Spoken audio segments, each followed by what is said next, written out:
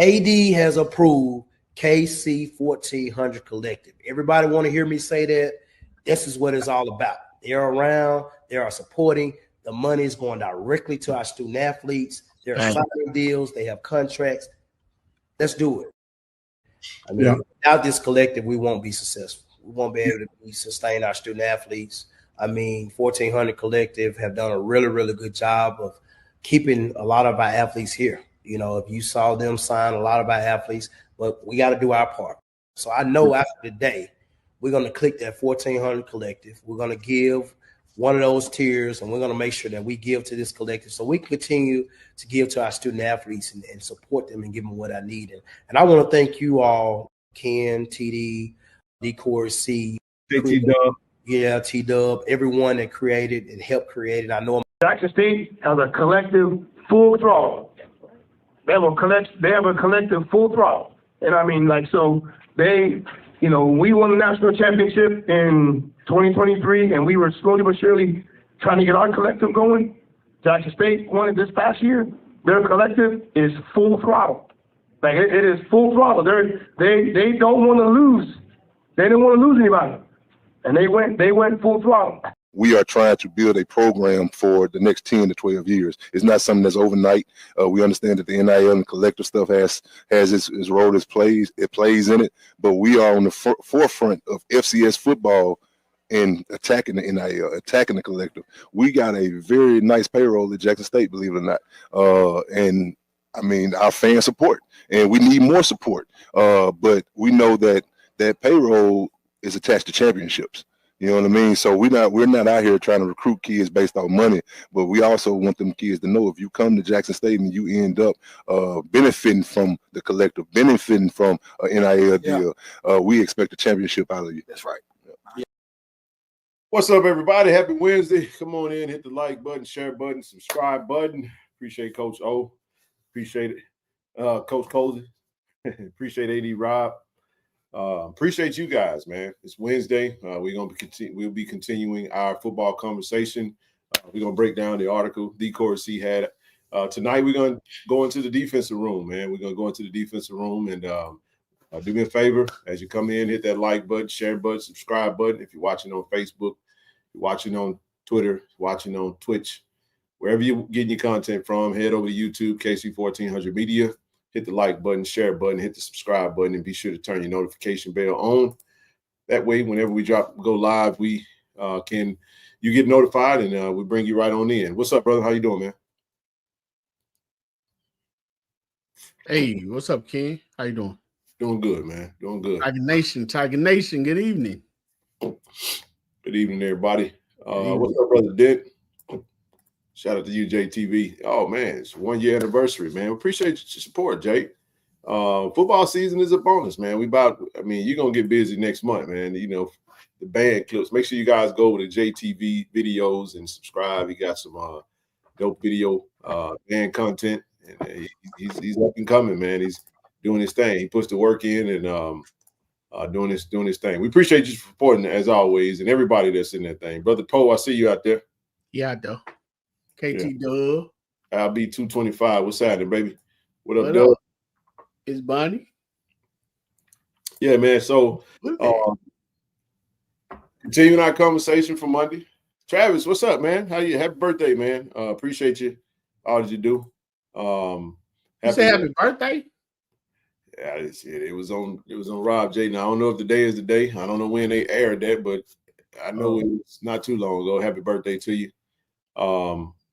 As always, the exact date, it could have been today if they dropped it today. That's where I got that clip from. So happy birthday to you, brother. But go ahead. I got a simple funny for you, man. I want to hit you with this, right? So yeah, I see you in a serious type mood, so it might not be funny to you, but it was hilarious to me. I'm not in a serious mood. I'm just moving along, bro. Go ahead. So check this out.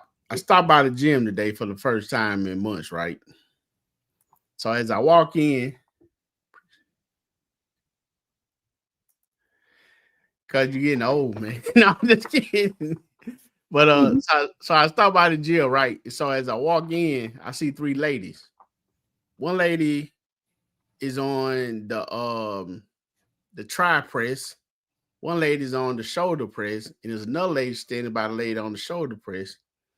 And I walked in, and the lady that was on the tri press had just been sitting there. So the lady that was standing up, she said, "What are you doing?" The other lady said, "Breathing." I just Hey man, it's the most important. It's important. Oh, hey, I just started laughing. They said, "What you laughing at?" I said, "Man, that was funny to me." She was breathing. Cause one of them was kind of like a personal trainer, the other that was kind of there, you know what I'm saying, trying to get they summer look on. Man, like, I'm breathing. That's what I'm doing. Boy, that was funny to me, man. No, hey man, I get it. That's the most important thing. Right. Right. She don't sit there like it just look like I'm sitting here. I got a whole lot of activity going on right now. Right. You know how hard it is to breathe? For real, man. No doubt about it. Absolutely, man. Hey, but says ready. Mac Watson say you ready for some Big Blue? Now that Tiger Nation, bro. Big Blue is Tennessee State. Michigan. The Big Blue is Michigan. Well, we HBCU, we Michigan in trouble right now, so we ain't worried about the Wolverines up there in the Midwest. But I know, hopefully, that's what you're talking about, Big Mac. Big Mac, you talking about Tiger Nation, Big Blue, Navy Blue? Or you talking about them other Tigers up there in Nashville? But anyway, man, we're gonna jump right into it, man.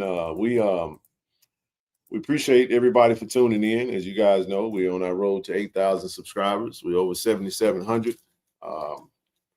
Moving right along, man. Growing this thing. Happy about it. We appreciate all our channel subscribers. Appreciate all our channel members. Be sure to tell a friend. Look, man, I'm gonna just give you guys a prelude real quick. Not a prelude, but just kind of a precursor. Look, man, it's gonna be a lot of fire content coming to this channel, man. Coming up in about starting next week, going all the way into the rest of the end of the year. So, if you know any Tigers out there that love Jackson State sports, Jackson State content, share it with them, man. Share it with them. Got some really cool ideas, creative content that I really have been kind of mulling over these past couple of days, and got some really fun stuff coming down the pipe in our video shorts. We're gonna do some members only stuff. We're gonna do some very, very creative stuff. Even and I want to say this too, for those do have a Patreon, definitely plan on getting that Patreon back popping. That's going to be very specific content that we want, that'll be non-exclusive to YouTube. So we definitely want to make sure that we I'll start putting it out there. We're doing a rollout in August, and got some really dope ideas, man, of stuff that I want to do. Feel like I got my groove back. So content. That's right, man. Some really unique stuff, man, that I really been mulling over and thinking on. So it's more to it than just the show. This is the flagship, man. The live show is why we do what we do. But keep in mind, once football season roll around, that Friday show gonna shift to Saturday morning. We'll make that announcement. May even do a different thumbnail, that highlights the fact that it's be Monday, Wednesday, Saturday. But we'll let that be known when that time comes. Like, so yeah, that's right, become a channel member. But yeah, man. So, but let's jump right into some of these preliminaries, and we're gonna get right into it. We'll get right into it. Food Truck Friday this weekend, man. So listen, got a call. I want to send a huge shout out to my girl Vaughn. I'm not gonna give Travis no hard time by this big old sky blue truck, but it's your birthday. Hey, make that thing navy and something. I ain't fighting the colors no more. It is what it is. But July the 11th, this Friday, man, from 11 a.m. to 3 p.m. This is the final Food Truck Friday of the year. Now, Tigers, listen to the family. If you know anybody that hasn't gotten their JSU season tickets, I think you need to hit them up and ask them why they haven't got their season tickets, man. Food Truck Friday is back this Friday from 11 to 3. You got Wright Barbecue. We got sweet tasting. We got Juicy Wooder Ice. Kimyata's Express Kitchen, 44 Takeout, and Snowbiz. So, TD, this time last year, compared to where we are right now, we are 2,000 season tickets short. We're 2,000 season tickets less. So listen to this, y'all. I want y'all to just think about this for a second. We just won a national championship.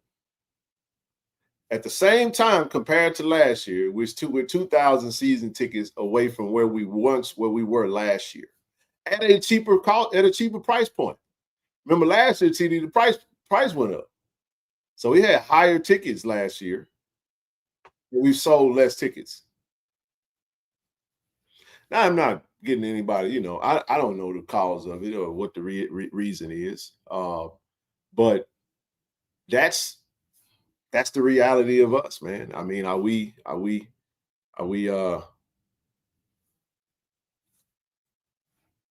you would ask for that right when I started the show. Hold on, family. Hold on 1 second.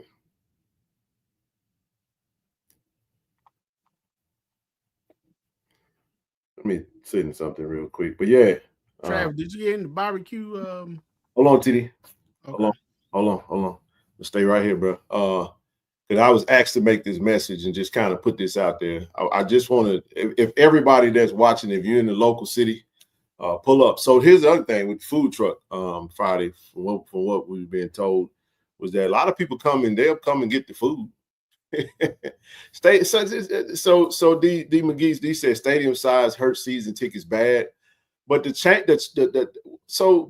shopping habits have changed. We've had the same size stadium. We had the same size last year, and we came off a 7-4 season. You would have thought that there would have been a dip after the 7-4 season after Dion, but it actually we were still rocking and rolling. But here we are. AD gave us everything we asked for. We got 5 home games, right? We didn't do marquees. Who we got coming to town this year, bro? We got Alabama State for homecoming, Tuskegee, Hampton. Who else we got? Bethune-Cookman, and we got Alcorn. So my question is, we know that everybody that's probably watching right now probably already got their season tickets. We're just having a conversation for the however many people that's going to tune into this live stream, but just kind of everybody got their own network. I don't know what it is, but that's where we are right now. So we definitely procrastinating and bullshit.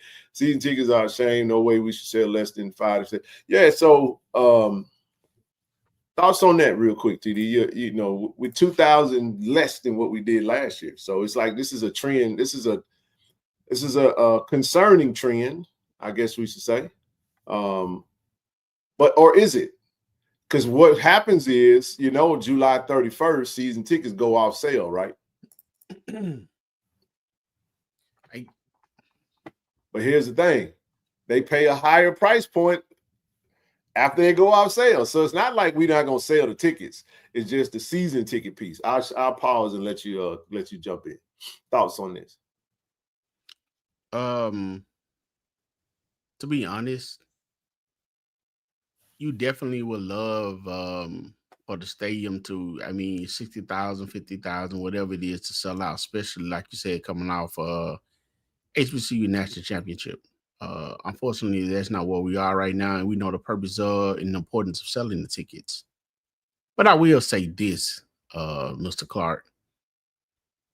I don't see everything, I don't hear everything, but other than this channel, I hadn't seen much promotion, man. I don't think I've seen any signs around locally. I don't think I've seen anything on local television. Like some other schools do. You know, I remember when Comedy was here. He used to have a commercial right here, right now. I still remember it. And it was in your face. You know what I'm saying? That's only that's the only thing I see. We talk about season ticket all the time. We have true loyal, respectable, true blue Tiger followers here. I know they pass word where they can. Yeah. And a lot of people that listen to us are out of state. You know what I'm saying? So we can only, get some in. And you got somebody living in Chicago or St. Louis or somewhere, and then they just really true blue homegrown and was here and played the game within the band or something. And that might be like, hey, well, I'm gonna get season tickets for it, being that I'm not gonna be there. You know what I'm saying? So I hadn't seen much on the marketing side, brother. I mean, being honest with you now, that just me. I hadn't seen many.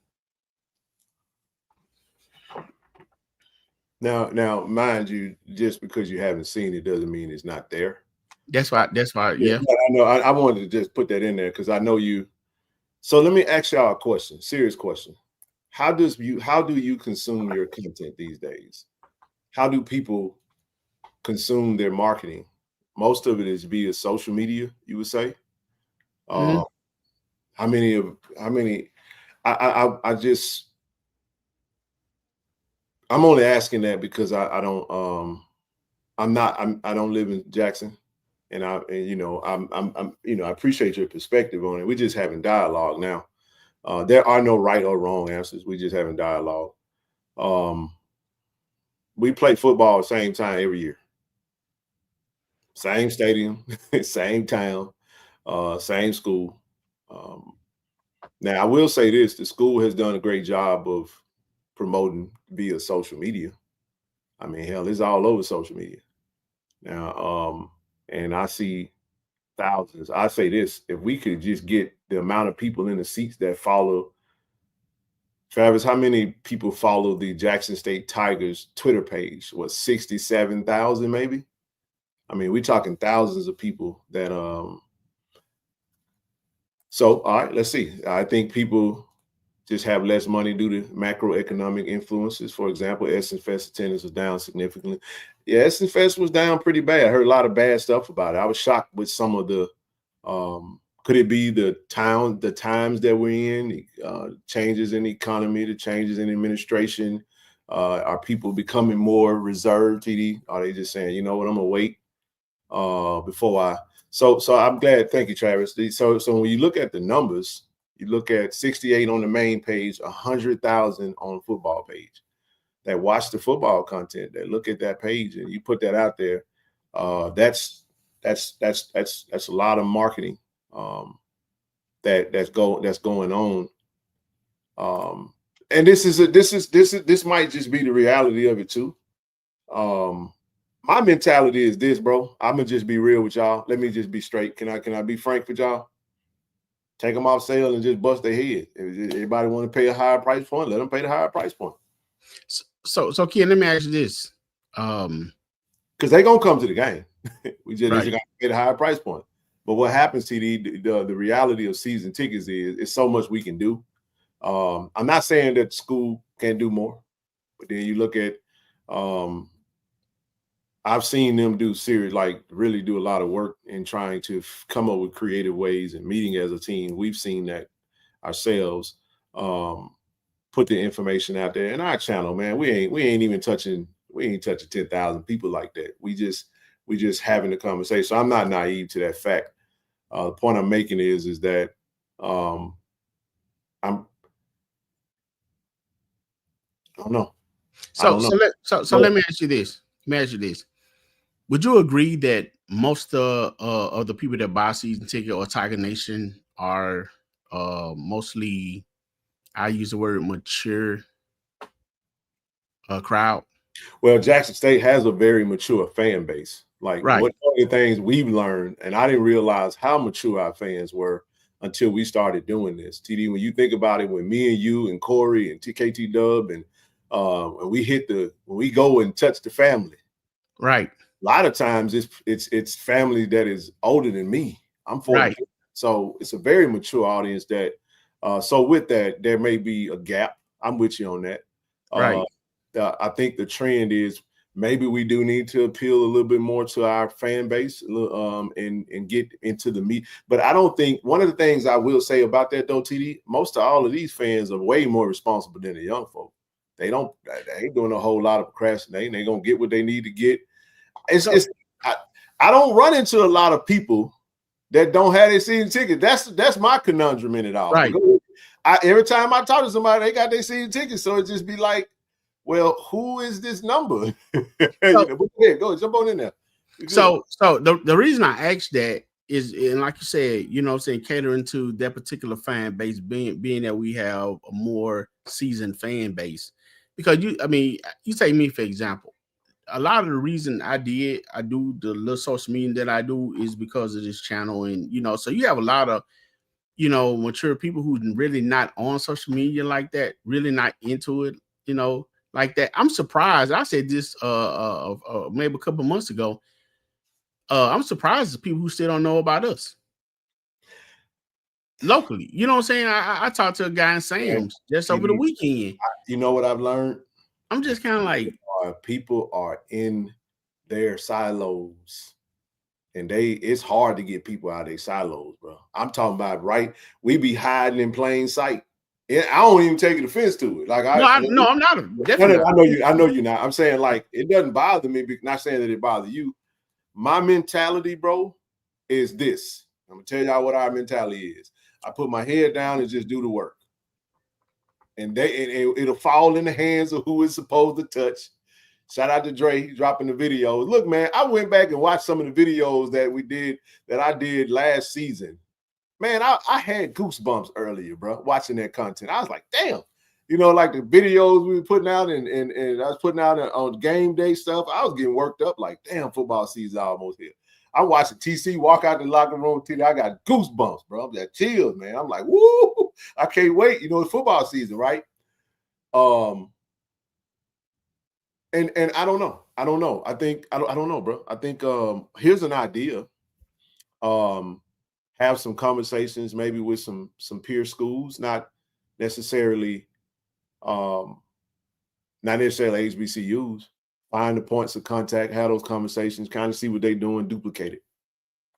Try to duplicate it. I'm going to just be real. I know we talk about the collective. We're going to talk about it. We like 6 or 7 signups away from hitting 500. Let's hit that tonight, by the way. Click the link if you haven't joined. But you know what, TD? I tell everybody, I pattern that thing off after the Grove collective. Ole Miss. I'm going to get to y'all comments real quick. Stadium is too big. No, go ahead. You looking. I wasn't looking. So do your thing. Stadium is too big. If it's small, our fans will purchase seat. No reason to purchase ticket. So I got an idea, Calvin, because TJ stole my thunder today and he tagged AD Robinson. I've been saying it. I'm not telling them what to do. It's just a suggestion. TD? I'm wrapping the top of the stadium, bro. I'm gonna say it again. You have to change with the times. You want to get people to change their habits, piss them off. Yeah. I'm wrapping the top. I'm forcing everybody to sit in the hundreds. We'll open it up.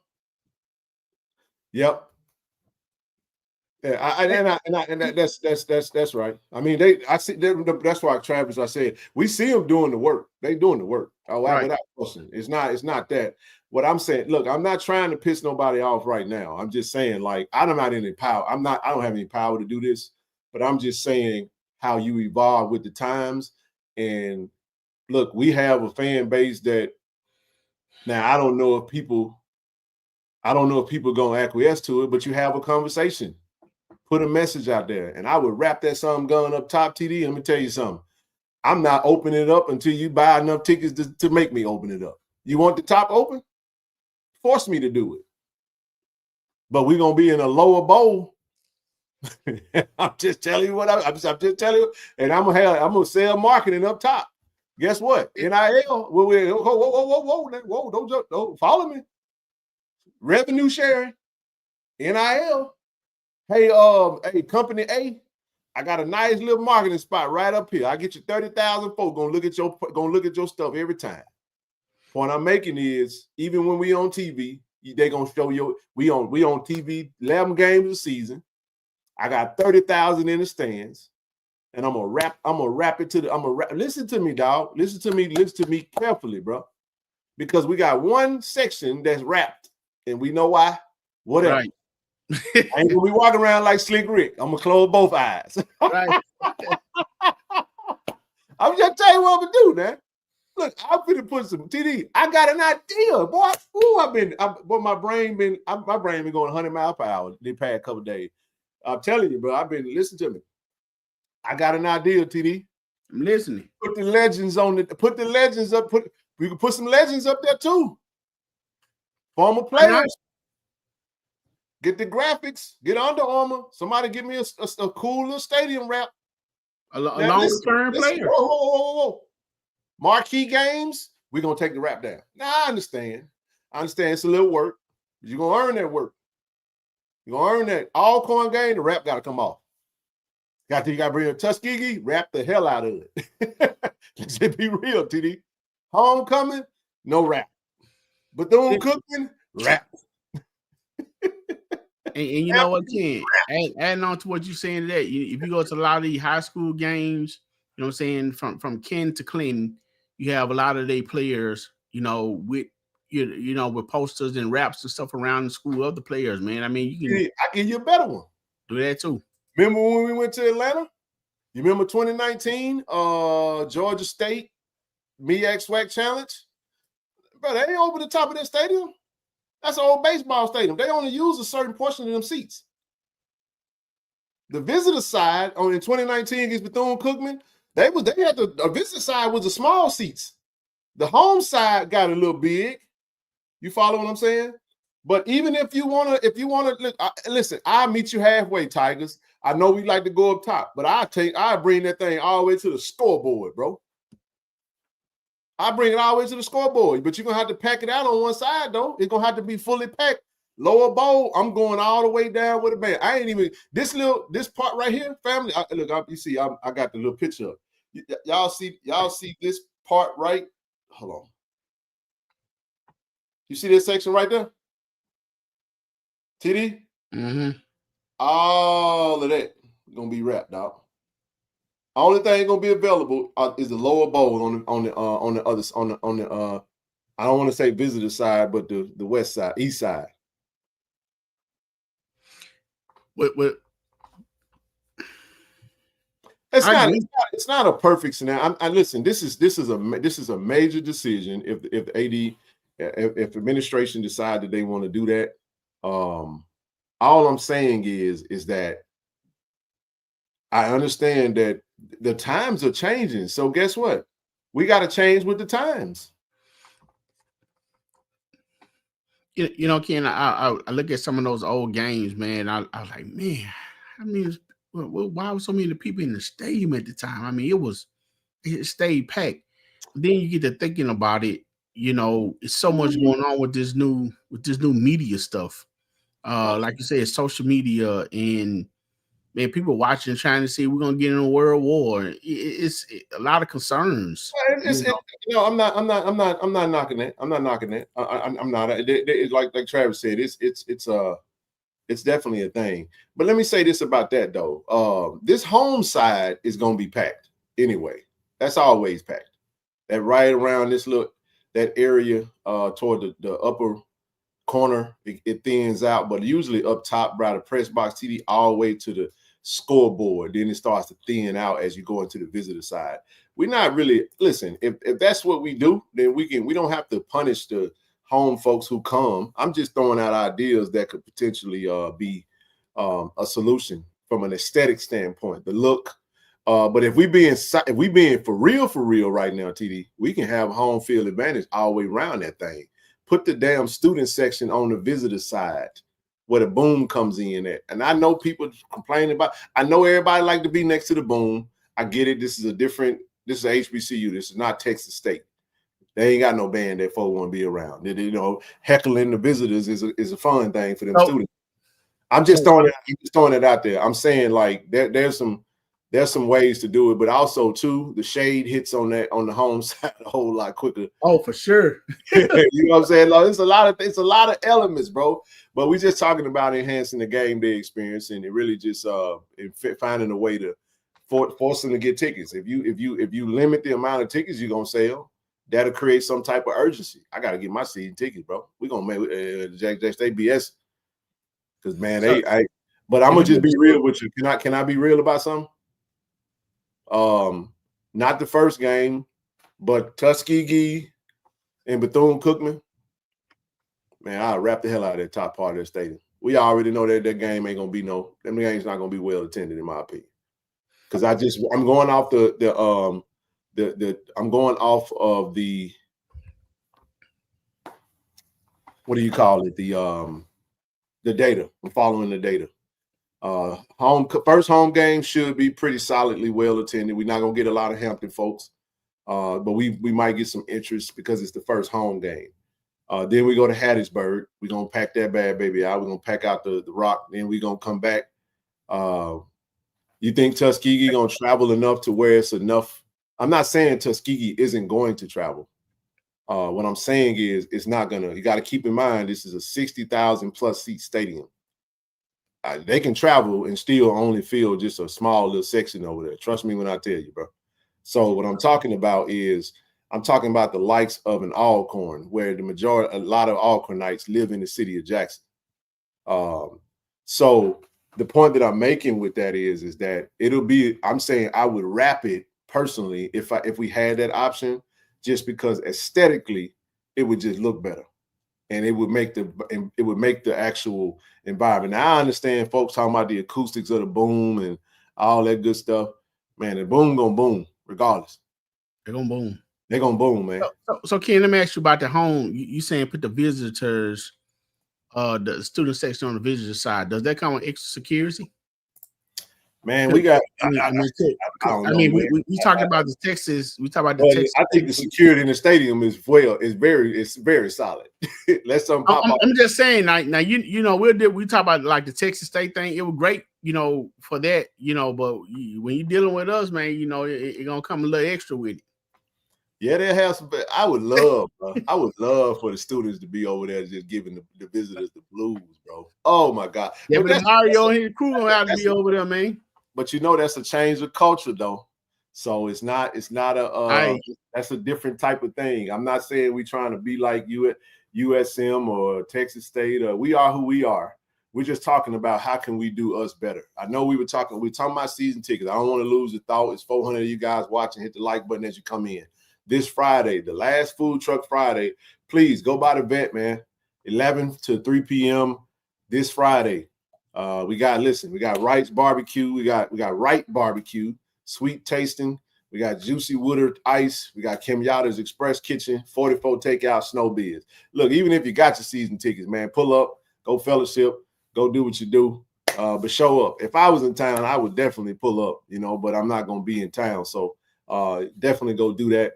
And this is what we're talking about. We're talking about season tickets. Go to JSUTigers.com/tickets. 601-354-6021, 601-979-0845. Get your season tickets, man. But I don't know, man. I just gotta have a conversation with AD and see what he think, man. I mean, I think this is what's crazy though. What's crazy is that you're gonna see a bunch of people in the game, right, TD? The state they're gonna be at the game. But some people would rather pay more because they can spend their money when they want to spend their money. Don't make me spend my money early. We like that. Y'all know we'll do that. We'll pay. I can save $20 to pay early. I just pay it then. I'm going to hold it as long as I can hold it. It's a lot of that going on too. You know what I mean? But also Reed Enterprise will be, shout out to Reed. Reed Enterprise will be there on Friday. So look, if you're ready to start getting your merch, pull up, man. Go see Reed. Reed gonna have some dope merch. And do your thing, man. I got to see what Reed pushing out, man. Because I gotta go get some new hats, man. I always get new hats, Katiti. I sweat these. I got probably the same color hat 3 or 4 times over, man.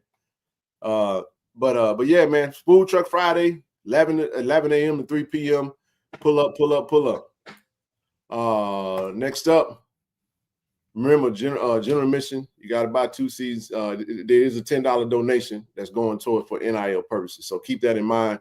Now, look, season ticket go out sale July 31st, man. So you really only got good, what we got, 22 days? 23 days?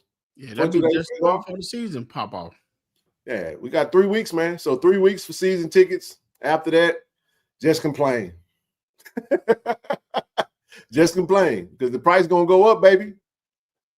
Why y'all take them out so early? The first game ain't till August the 30th. I mean, why I can't buy season ticket August 15th?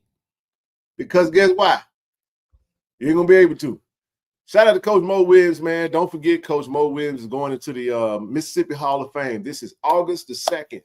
August the 2nd. I hope I could be there, man. I really be there for my brother. Pull up and go support him in this endeavor. See my old legendary Mike Justice from Madison Central, state championship winning Mike Justice. Nice little in the Hall of Fame induction. But we proud of Coach Mo. Maurice Williams is going into the Mississippi Sports Hall of Fame, man. What an honor. It is. Getting a chance to grow up with Mo, seeing him just a stellar athlete and an awesome coach. We oh wow, just got a message, TD, that said, by the way, there will be no youth tickets on game day. No youth tickets on game day. So you bring little Johnny gonna pay what TD pay. Pay what you weigh. You know, regardless of your weight, you're gonna pay the same. That's what she said. All right. But congratulations, Coach Mo, man. We're proud of it, man, and all those that are going into the Hall of Fame. That's right, Coach. Definitely well deserved, man. Stellar career, went on to Alabama, and then was drafted second round to the Utah Jazz, man. Never forget that time, bro. So proud of Mo. August the 2nd, Mississippi Sports Hall of Fame.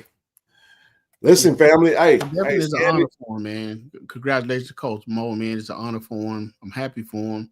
Well deserved and much appreciated that he decided to come back to his home city and represent by bringing his coaching talent, man. So we're definitely happy for Coach Mo. We wish him well. You know, his family probably happy for him, man. Congratulations, Coach.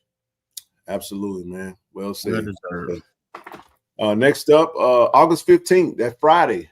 That's we like a month in a Friday. We 2 days and 1 month away from this extravaganza, the Country Boy Experience, Fan Fest, season ticket kickoff, or season kickoff. I'm sorry.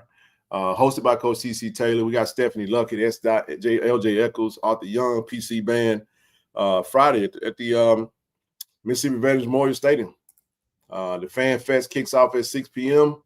Look, you're gonna have the Fan Fest. Is the same Fan Fest that we had at the AAC, but it's gonna be over at the vet. So pull up, come and interact with the players, coaches, meet and greets. It'll have some giveaways, and the concert kicks off at 8 p.m. Man, it's gonna be an amazing time. So get your tickets.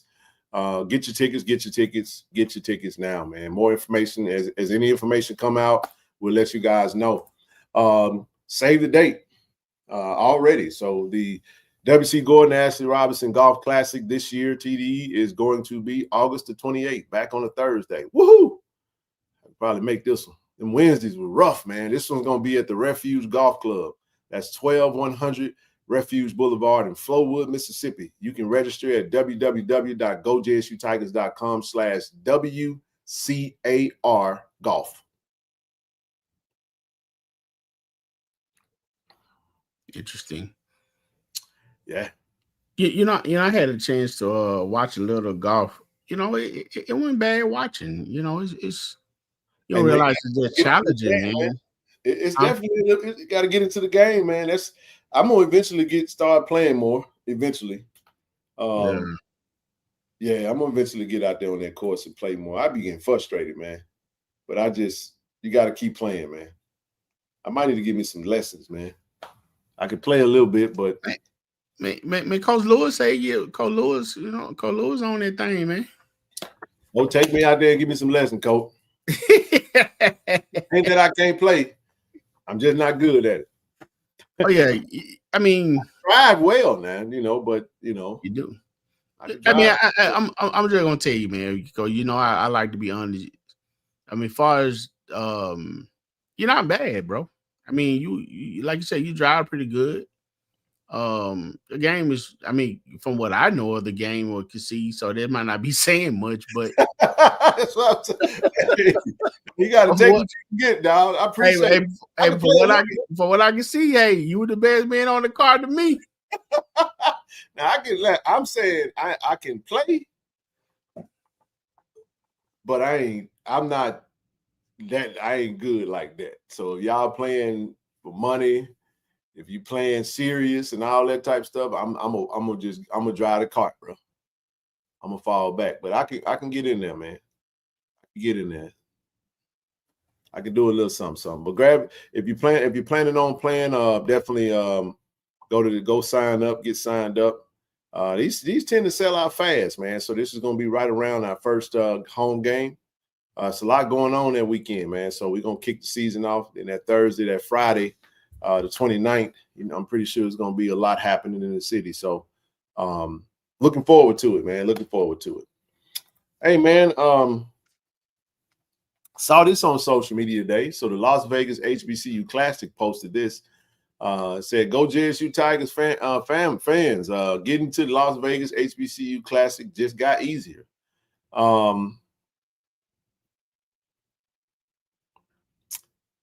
You can fly the only nonstop flights with Southwest from Jackson to Vegas. They even gave you the departure time. So go to Southwest if you haven't gotten your tickets. I'm gonna tell you right now, I'm pretty solid with putting, Jared. I am. I can putt a little bit. You know what I'm saying? My struggle is the short game. I'm atrocious in the short game. Driving and putting, do a little something. But yeah, this is definitely a nice flight. Now the price, they didn't put the price on there for a reason. So just know round trip it's gonna be 800 something. I'm just gonna tell you right now. I ain't gonna set you up like that. Oh man, I thought we were getting that whole little suitcase right there, man. The shades and all. I was like, they put it together. What are you doing? They look good, don't it? I was like, okay. Let me hear this. That looked like a football pillar. Right. That's they got a little football in that thing. Okay. I like that, man. But yeah, go check it out, man. Go to Southwest if you ain't got your flight. Listen, American. Listen, y'all. Better get your ticket if you're going, boy. Because they're gonna take a chunk out the top of your head if you keep waiting. They're gonna hit you upside the head with a hammer, man. If y'all keep playing around with this Vegas game. Go ahead on and get your flight now. Get it out the way. Get booked. TD, the question was, is the Blue Bengal charter plane, is it full? Do we know? No, not yet. I just renewed my Blue Bengal membership last night. Yes, sir. I got an email from Tiff. I was like, man, let me go ahead and renew this thing before Tiff start bugging me. I'm gonna stay a Blue Bengal member, just to continue to support our Pistol Booster Club. Okay, Aqua said it's not full. Nope. So whoever looking for a flight, you can get the flight on the 700 now. Straight shot. Now that's Friday. Ain't that Friday to Monday? Or is it Thursday to Monday? I think it's Thursday to Monday. No, it's Friday to Monday. It's Friday to Monday? Yeah, because I remember I was going, man said, why which bust? He said, what you say? Would bust my whole oh man, I ain't gonna quote that. But yeah, man. Get your tickets though. Shout out to Thee Cory C. Now look, we're gonna be breaking down this other article, but he dropped another video article called The Undefeated. So basically, Jack State climbs into FCS top 10 with a bold prediction. Very bold prediction, TD. I'm gonna show you guys where he got this information from.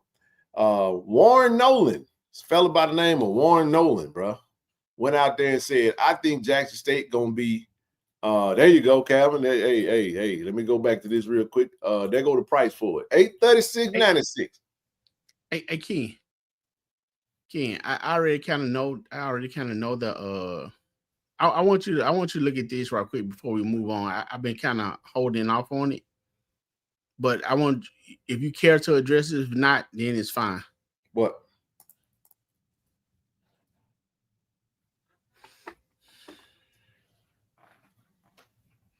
Drove 100 miles to get a ticket and they refused because I didn't need 2 season passes for parking.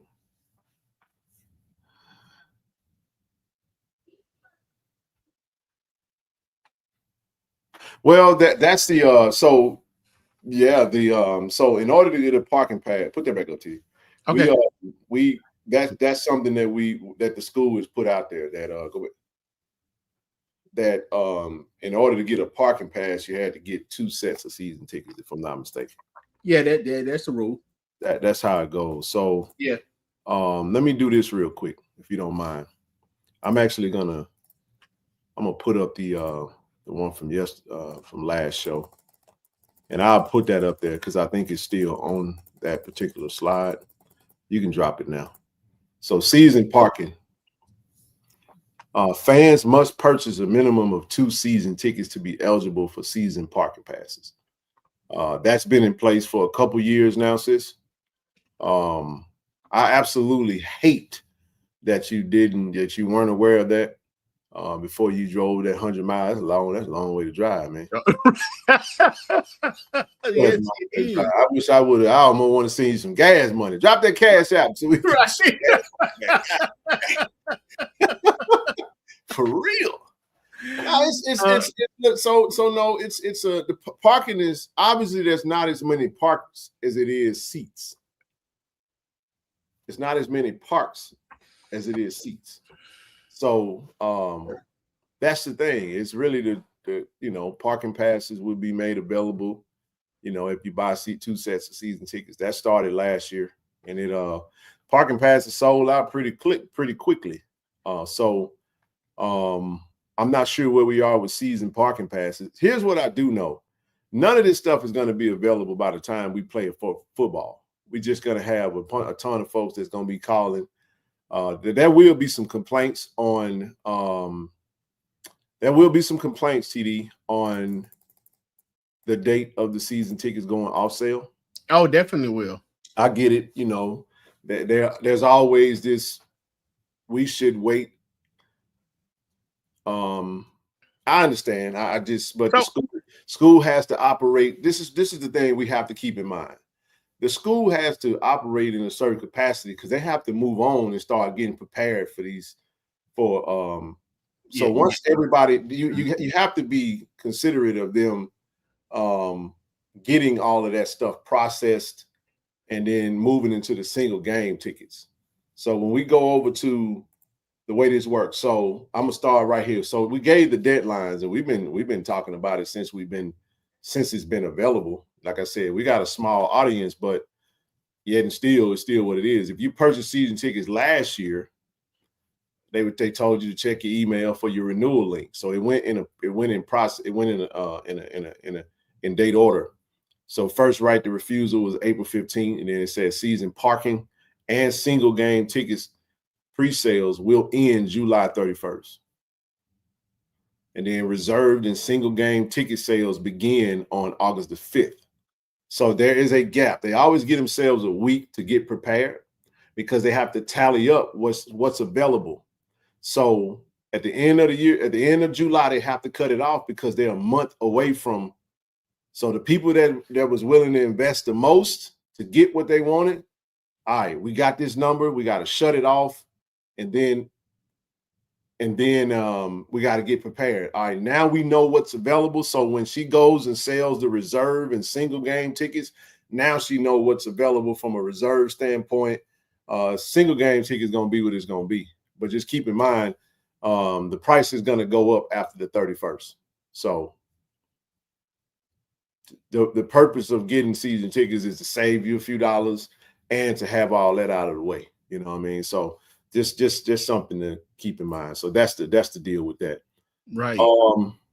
I saw a comment. Yeah, that's right, Freddie. We've been doing this for 6 months. It's the same every year. Have they posted the game time, different time? Not yet. Travis said after SWAC Media Day, I don't know what's going to be available, but I do know from watching him on Rob J and with him and Jamie, a lot of that stuff's going to be coming down the pipe here soon. The games that'll be televised and the times and all that good stuff. So as we get closer, we're one day closer to that information. And of course, once it's out there, we're gonna put it out there in front of you. You guys. I'm a season ticket holder, but last year I had problems getting into the game. First game was good, but the rest admin had to come out of the booth to escort me in. Kurt, I'm not sure what that means.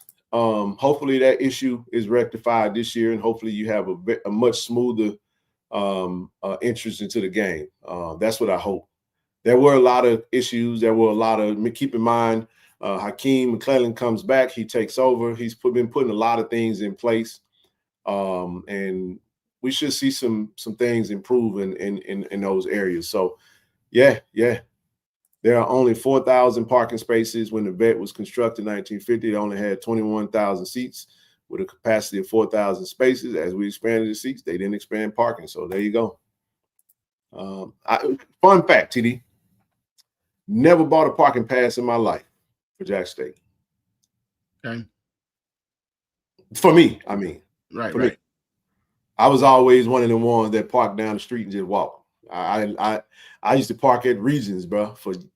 I used to park at Regions for years. And I mean, it didn't make no difference where I had to park. I loved it, bro. If I parked down Taylor Street, I ain't getting no damn, man. I just used to love walking through that tailgate area, bro. I come up that little side street. See, I used to get anxious, bro. As I'm getting closer to the stadium, I start smelling that barbecue. You hear that? You hear it coming, bro. I look, man. If you're walking with me, don't be walking slow. I'm rolling. I'm like, bro, I gotta get there, man. And remember, there was a hole in the little side gate right there by the tailgate. I used to go through the little crack through the little gate. Then they locked the gate. Now you got to go all the way around. So I had to adjust. But and I agree, man. I always parked in the medium, right down Woodrow Wilson. Yeah, I ain't never had no parking pass, man. I just got in with them. I'm a Jackson native, baby.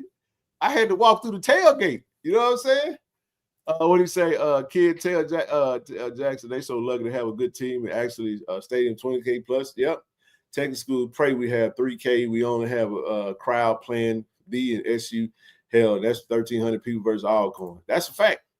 Yeah, our stuff is a little different. You know, Jack State is a little different. We still probably a lead in attendance. I don't know. We just got to see. But I would thought that there would have been a little bit more interest after winning. Right. I agree. I just think that the trend is a little so okay. We have the times, but waiting on TV. Okay, that's what Travis said. For them for all 11 games, every game for every team is on a platform this year, so they control the announcers. Gotcha. Yeah, I've learned just from how the school operates. I ain't never in a hurry to say nothing. You know what I mean? Go ahead, bro. Yeah, Ken, what I was gonna say, you know, I hope Vaughn and the crew, man, I hope they get so busy they don't have time to take lunch breaks. Oh, trust me, it's going to happen. I really want that to happen. You know, they complain like that, and I don't think I was saying, you know, when you have, you know, cities and small towns on the outskirts, Pelahatchie, Camden, you know, one will be on HBCU Go. You know, when you have those, you know, people, you know, in those little rural areas like that, man. I was actually talking to a friend of mine, Ken. He was living in Hattiesburg. He talking about how geeked up, you know, they are about, you know, the new coach and the team and stuff like that. He didn't know Jackson State was on the schedule. Casual. We call him casual, bro. He gonna know Jackson State on the schedule on September the 6th because we're gonna pull up and take over. We gotta get that advertisement out there, yeah, bro. But I know advertising is expensive too. It's very expensive. It is, TD, but let me say this too, man. I'm gonna be real with y'all, man. I love the vet. I always will. But my sentiments is I gave y'all my sentiments before. I think it's time to go. I wish we had the money. We had the money, $250 million, bro. That's what we're gonna need. We're gonna need somewhere north. We're gonna need a lot of money to get a new stadium.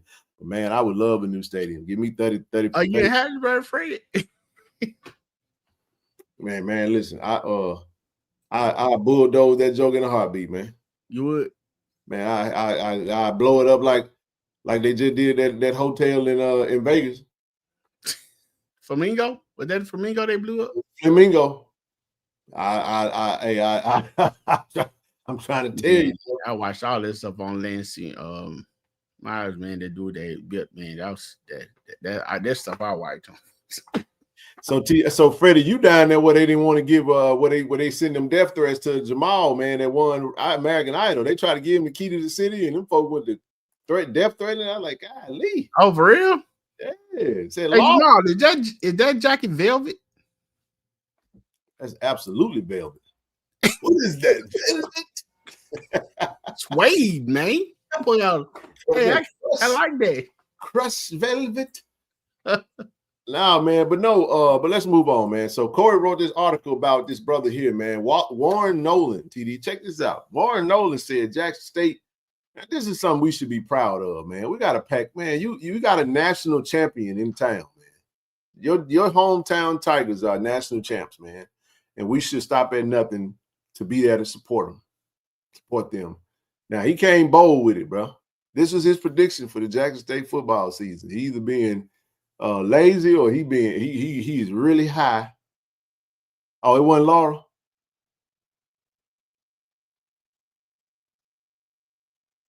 I thought that was Laura, man.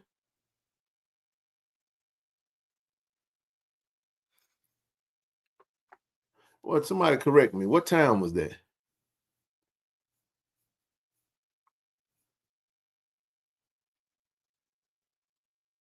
It was La. I think they. It was Laura, man. I think they're making fun of the name, bro. It's Laura. That what y'all said? Yeah. That's what I'm saying. I think they're making fun of the name. I said Laura. Oh, y'all call it La. Know what I'm saying? They're making fun of the name. You're not saying it was Laura. It's hey, Laura. Man, I don't know nothing about it. Shout out to my boy Doug Connor, though, man. That's my brother, man. Doug, I know Doug from La. Yeah, we call it La. Oh, y'all call it La. I got it now, La. Hey, he said he way too high on Idaho and Mercer. The rest of that, at least look good. Okay, I thought, well, Idaho and he said Idaho and Mercer. What the hell is Mercer at on here? Let me drop you a comment real quick. Damn, yeah, Mercer at 9. Didn't Mercer have a good season last year though? But I don't know what they got returning. But this is what he put out there, man. So Corey did an article on him, man. 10-0. He left Tuskegee. He left Tuskegee off because that's gonna be it's a non-Division I game. So this is his prediction. I don't like the score versus Hampton, but I accept it. I don't like 17. But I love the Hattiesburg Southern Miss game score. Southern, oh no. The scores don't really matter. I think that's too close for my heart. 28-20 versus Southern. Alabama A&M 37-19. They got us beating Alabama State 26-16. Grambling 32-19. FAMU, damn, they got us beating FAMU 26-24. And Brad, woo, that would be, you talk about a nail biter. Mississippi Valley 33-14. I don't know about that one. Bethune-Cookman 36-14. Alcorn 32-17. The score average about 30 points a game. I mean, right around 30. Yeah. But that's his thoughts. That's hey, listen, it's gonna be a lot of polls. They got W's beside them. Look, we're gonna have some polls, but we're gonna have Jack State going 5 and 6. Watch what I tell you. Somebody's gonna be like, they're gonna lose to them, they're gonna lose to them. It don't make no difference what we do. But nah, we I thought this was pretty fun though, to check this out. So shout out to brother Warren Nolan. I don't know who that is, but he jumped out there bold with it. Said Jack State top 10. I like that though. But we'll see. We'll see. All right, everybody, listen. We got 500 looking. Look, we're 6 signups away. Wait a minute. I think we just got a sign up, if I'm not mistaken, T. Let me check. Because we might only be 5. We might only be 5. I want to make sure I get my numbers correct. Yeah.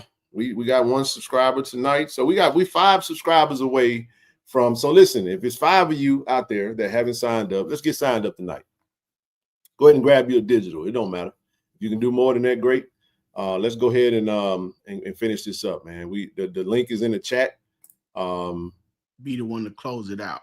Heck yeah, man. Said we got 2 signups earlier. Put us at 6 signups away from our goal of 500. Obviously, the more signups we have, the more athletes we can take care of. We will be adding some more players to the brand here within the next month or so. It would absolutely. And if you guys didn't hear what Coach O had to say, I'm gonna play it again. If y'all don't mind. But Coach O was on with Rob J and Jamie, along with Travis earlier, and this is what Coach O had to say about Jackson State and our football roster and the payroll. We are trying to build a program for the next 10 to 12 years. It's not something that's overnight. We understand that the NIL and collective stuff has its role, it plays in it, but we are on the forefront of FCS football and attacking the NIL, attacking the collective. We got a very nice payroll at Jackson State, believe it or not. And I mean, our fan support, and we need more support. But we know that payroll is attached to championships. You know what I mean? So we're not out here trying to recruit kids based on money, but we also want them kids to know if you come to Jackson State and you end up benefiting from the collective, benefiting from an NIL deal, we expect a championship out of you. That's right. Yeah.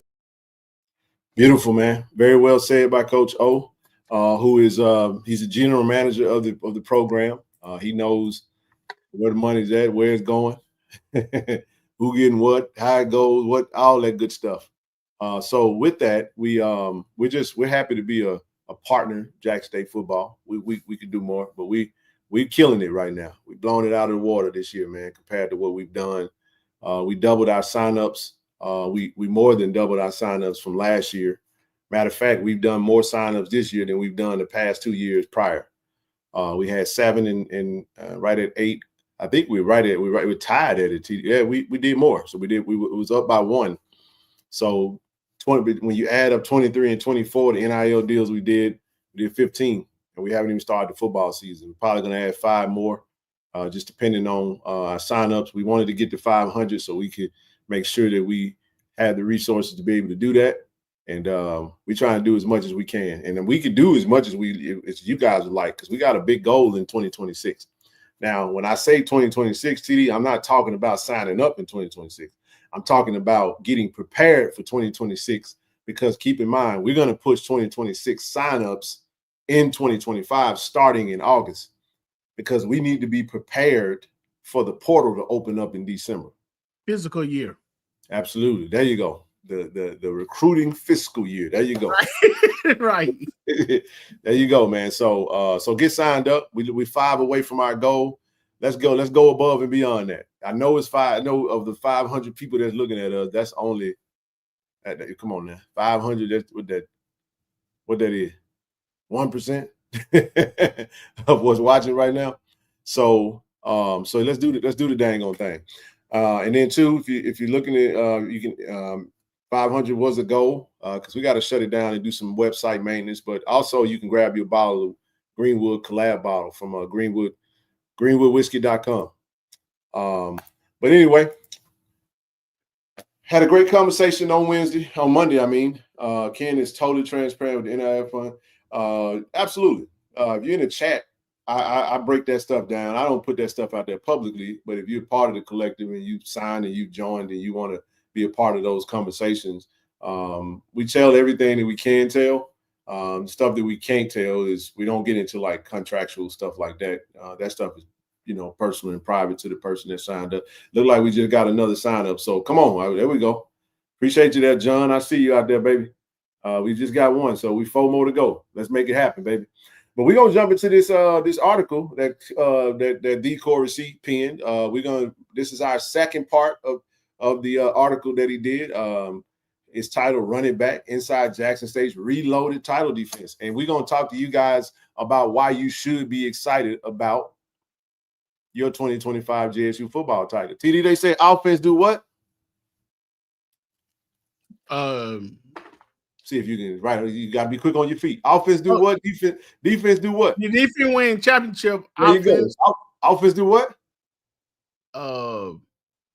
Sell tickets. Sell tickets. Sell tickets. Okay. I'm gonna say bring in the crowd, but same thing. Same thing. Yeah. It's offense sell tickets, defense win championship. Right. And that's true. So, guess how we won the national championship, TD? How? Defense. Oh. We shut down South Carolina State. Everybody said they had a potent, powerful offense, and our defense went in there and straight bullied them. We had the quarterback befuddled the whole game, and our defensive lineman won the defensive MVP. Now, offense, we're gonna have the best. So if offense sell ticket, if that theory is actually correct, we should be selling more tickets because we had the number one offense in the conference last year, and we're gonna have the number one offense this year too. You think so? Man, it ain't nobody in the conference gonna be close to us this year in offense. Man, don't make me excited. We talked about it on Monday. Tell them to go check out the show on Monday. I'm just telling you, nobody's gonna be able to touch us on offense, bro. Period. I ain't say they won't be able to stop us a few plays here and there, but you're not gonna be down. You ain't gonna be able to stop us for those 60 minutes, man. We got trains on the team, huh? Hey, did you watch that interview with Rob J and Coach O today and Jamie? It just popped up on my phone, man. I was at the gym Bible study, so now I hadn't had a chance to watch, but I will. Hey, Coach O said this. Coach O said that we could sell tickets to watch Kenan Christian. Who did he say? Travis Terrell. Mm-hmm. Who did he say? Janae Dupree. He said we can watch them race each other. Wow. Talking about, Olympic track speed, man. Kenan Christian guy, bro. Game breaker, man. I want to see this. I'm just telling you. I'm telling you, dog. Man, come on, I'm just telling you. Listen, the boy's a speedster. He's a 4.4, 4.3 kind of guy, bro. Tiger Nation, I gotta go see this with me. I gotta see this, man. Saying, we got speed on it. This team is fast, bro. We got faster. We got faster this year and stronger. Yes, we did. Golly. I'm just saying. Hit him out the backfield, you gone. Put him behind the linebacker, you gone. That's the thing, man. This is why the USM game is going to be interesting because we will have a team that's just as fast as that team. Well, my goodness, it's always the thing that hurt us, TD. We had rosters where we had a few fast players, but our team speed as a whole was struggle. So when we played the FBS team, they were just bigger, faster, and stronger than we were. They just beat the crap out of us. I'm telling you right now, man, our Jackson State 2025 team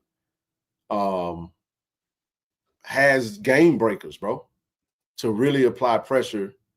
I'm telling y'all that's the case, man. If you watch the Cory C interview with Kenan Christian, he said he run a 4.3. But when he in football shape, he run a 4.2. I rewind it back by 5 times. Say, come on, man. Hey, look, man. That man knows you can see and tell when you in football shape. That man know what he can do, man. That man know what he can do, TD. Okay. I'm just saying. Listen, now this is the thing that excites me about Jackson State football offense at this time. I got you, Amos. I'll get you added, brother. No worries. So y'all send that email to KC-1400 Media Group to be added to the chat. No problem at all. I'll get you added once the show is over. I'll send the link out. But no, again, we're so deep at running back that we're gonna always have fresh legs at all times. Yeah, that's always been a we can go. I don't know many now. Southern could do it last year. FAMU could do it last year. I'm talking who had depth at running back. FAMU they were 3 to 4 running backs deep, consistently 3 running backs deep that could actually play. Right. Southern they were 3 running backs deep that could actually play. Bethune-Cookman that freshman kid was really good. He actually gone now. And I was kind of worried about him. Yeah, he's gone now. But from a running back standpoint, Alabama State was deep.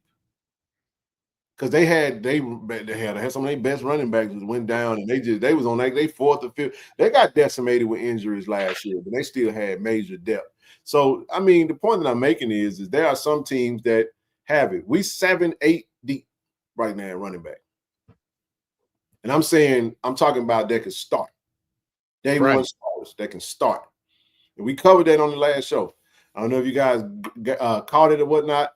But that's what we were trying to explain. When you talk about Keenan Christian, you talk about Travis Terrell, when you talk about Denario Davenport, when you talk about Ahmad Miller, when you talk about Nate Blunt, when you talk about Amari Matthews, when you talk about Des Moultrie.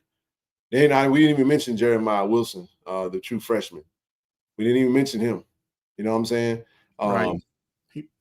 The point that I was making with that is that, and we may even add another. I don't know. The point, Coach has one of the most stout running back cores I've seen in quite some time.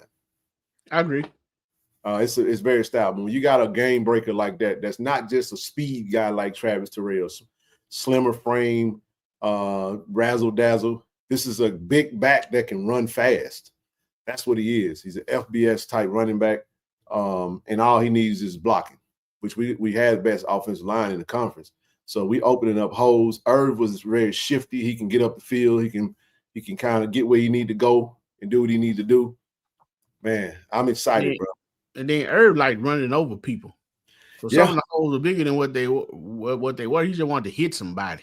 TD1, you talking about, and you put him with one of the best, if not the best running back coach in the conference. I would say he is, Coach Gallen, Eric Gallen, and teaching him certain things that's going to help him be able to get up the field, pad level, foot play, playing your feet, being able to maneuver and get where you need to go. Coach TC running plays to get him in the open field, do what he need to do. And now you're talking about, now you put the onus on the defense to have to make the tackle. I mean, you want to just average north of 5 yards per carry, which is what we did last year anyway, 6-7 yards per carry. That's a recipe for winning every single time.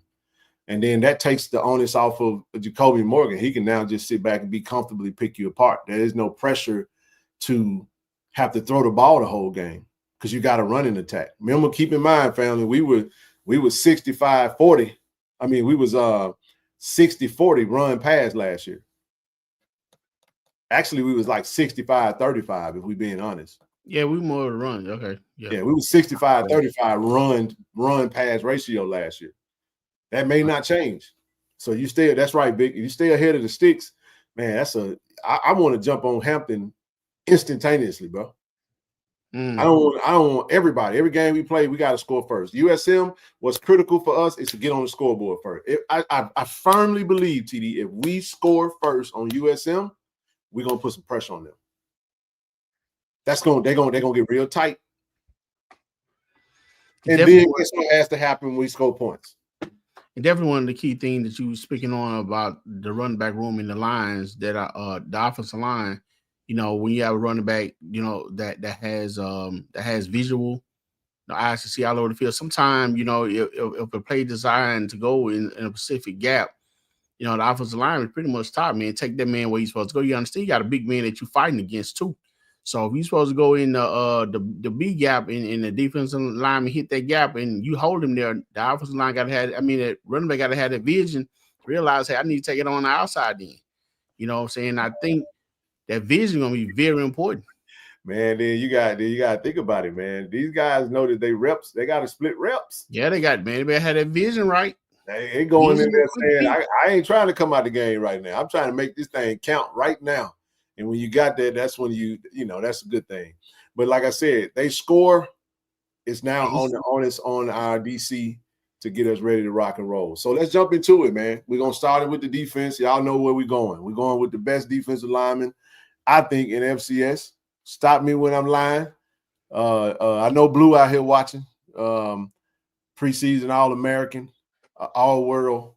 But we'll start here. The key defense, and I did slides today. We're not going to keep flipping back and forth trying to press play and do all that stuff. So the Tigers D-line didn't just so the defensive line, we're going to start with the key defensive returner. Defensive line anchored and reloaded. The Tigers D-line didn't just hold their own in 2024. They set the tone.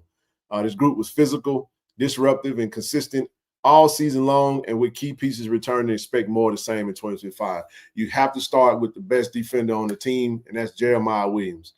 Jeremiah Williams, Celebration Bowl defensive MVP, All-American, NFL prospect. He's a tone setter, powerful, disruptive, relentless, and the guy who makes what offensive lines shift their protections the moment he steps on the field. He's an absolute disruptor, run stopper, can get to the quarterback. But I want to say this about Jeremiah, because even though in the article it was really just top line, we wanted to expand a little bit more about Jeremiah, TD. Jeremiah's program mainstay. He enters the 2025 as one of just 2 current players with 4 championship rings at Jackson State, alongside Jency Riley. Looking to add more to his collection. He's on track to leave, and he's going to leave as the all-time winningest player in school history, bro. Wow.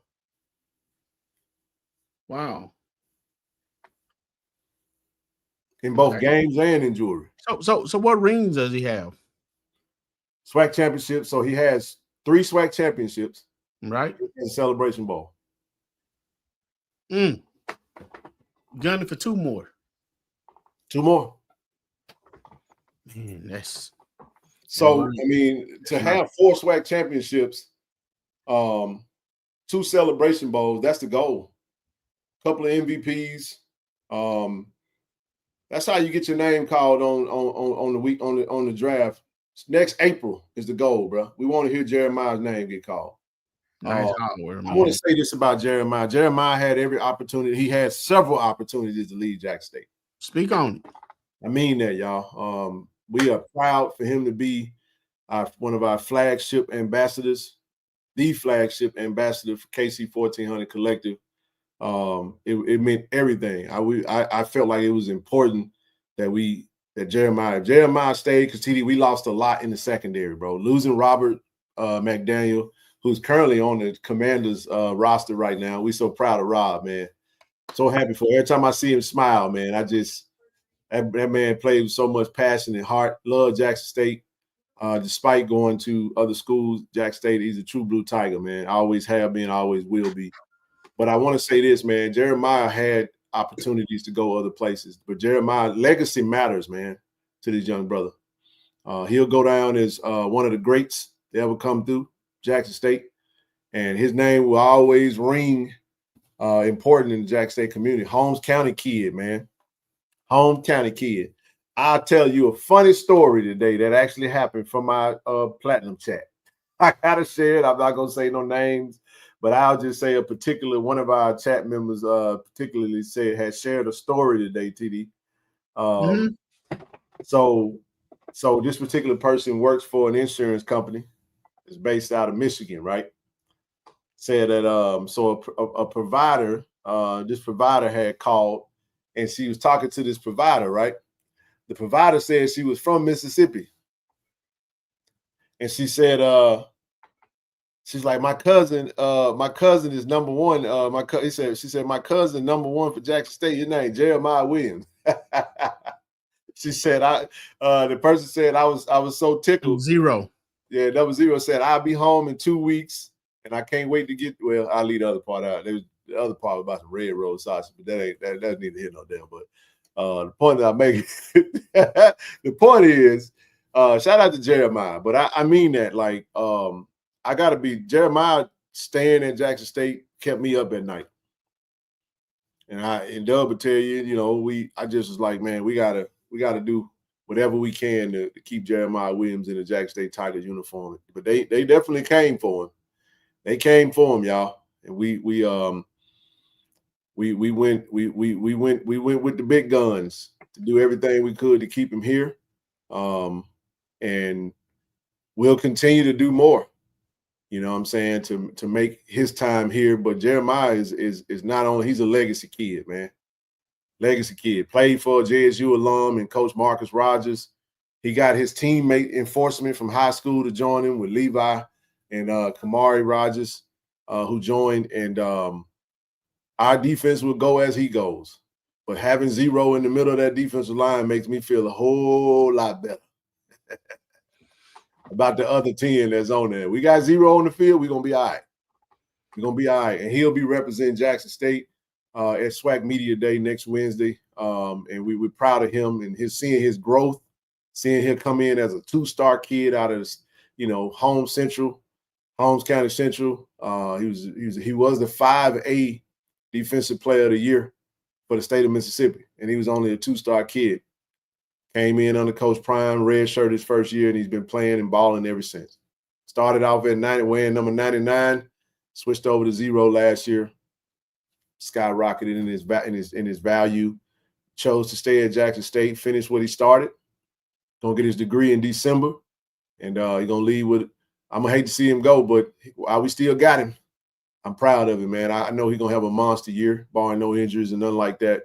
We definitely have major expectations for him and what he will mean to this 2025 defensive unit and the defense of our national championship. Go ahead, brother. And we're definitely proud of Jeremiah. We definitely appreciative of Jeremiah, for his service, bringing this talent here to Jackson State.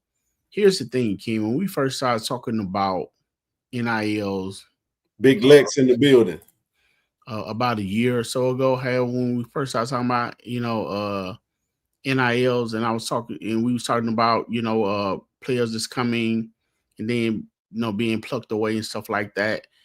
And I spoke on, having parents who definitely going to be, true and planted, in going to a HBCU and being to say, you know what, you can make it from here, you can make it from anywhere if you got that talent, and just not run into a bag.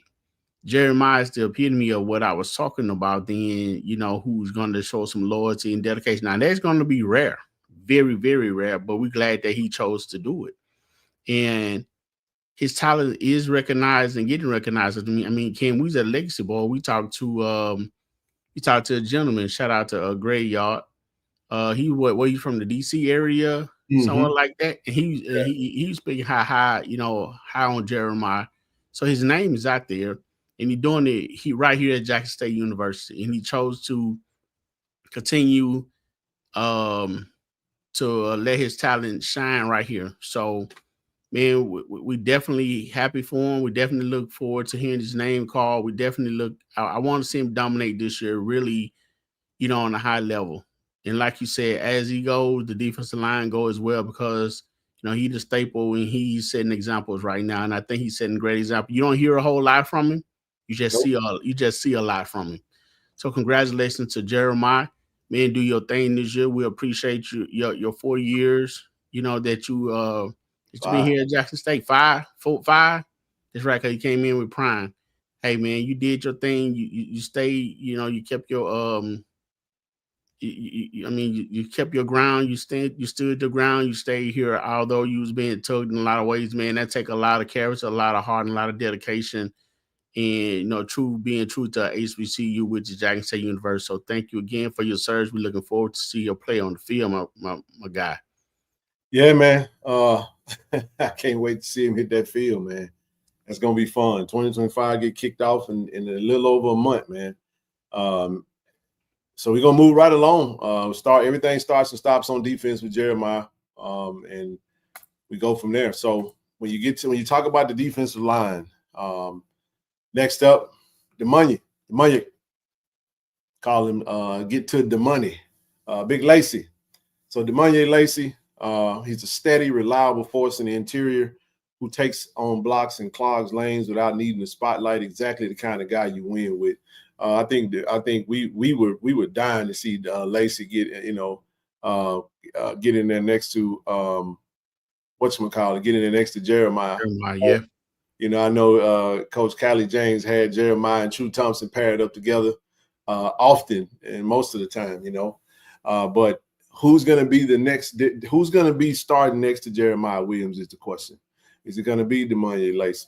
You have Tymon Wells, who is who is really coming along, man. He's taking that weight, the weight, strength, and conditioning very seriously. He was right next to Jeremiah in first team reps pretty much all fall, all summer camp, in spring. I wouldn't say necessarily spring, but for the most part, yeah, stepped in and contributed in 2024.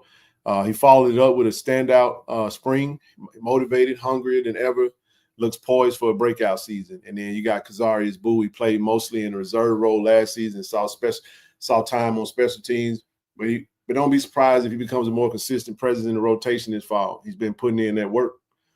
So these are your three potentials that are returning. These are your returning defensive linemen. So I'll let you jump in there.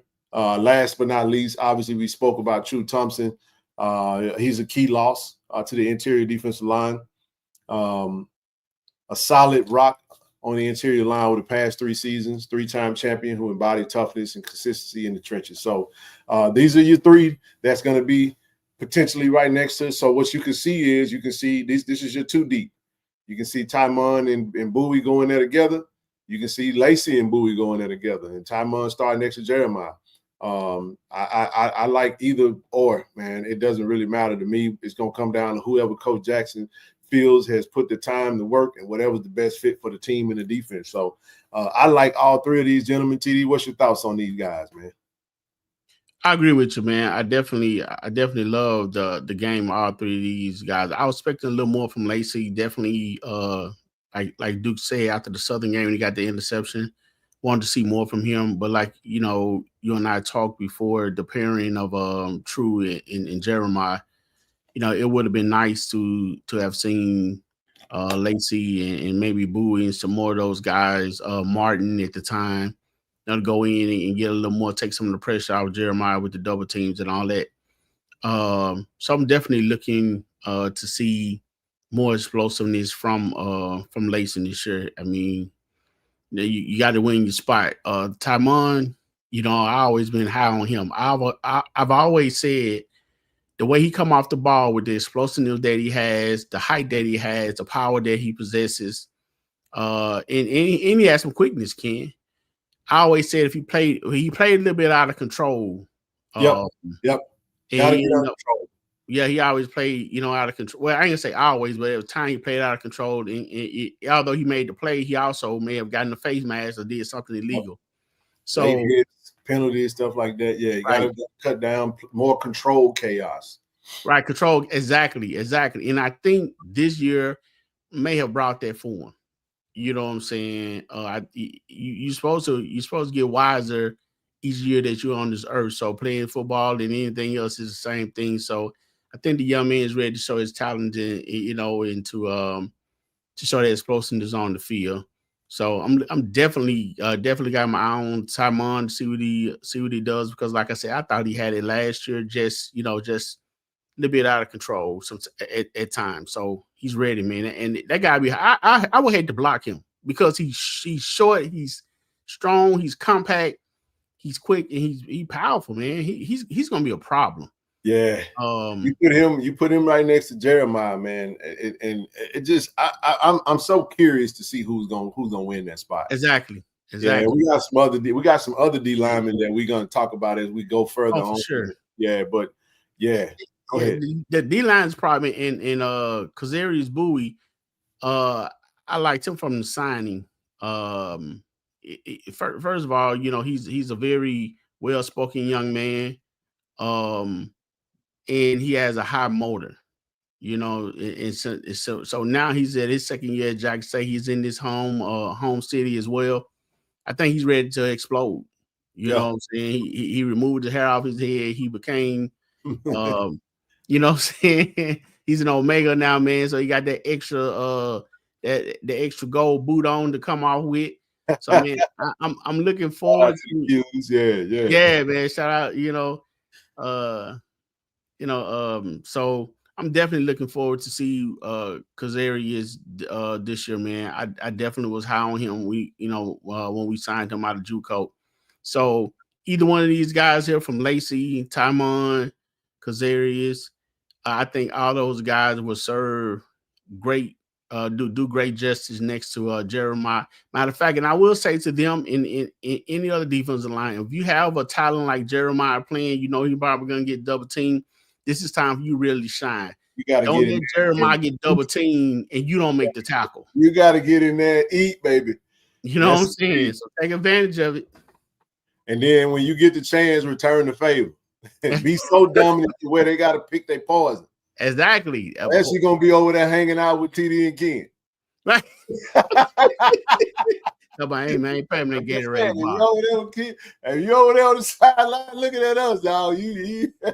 Hey man, Coach Jack meet him on the 40-yard line.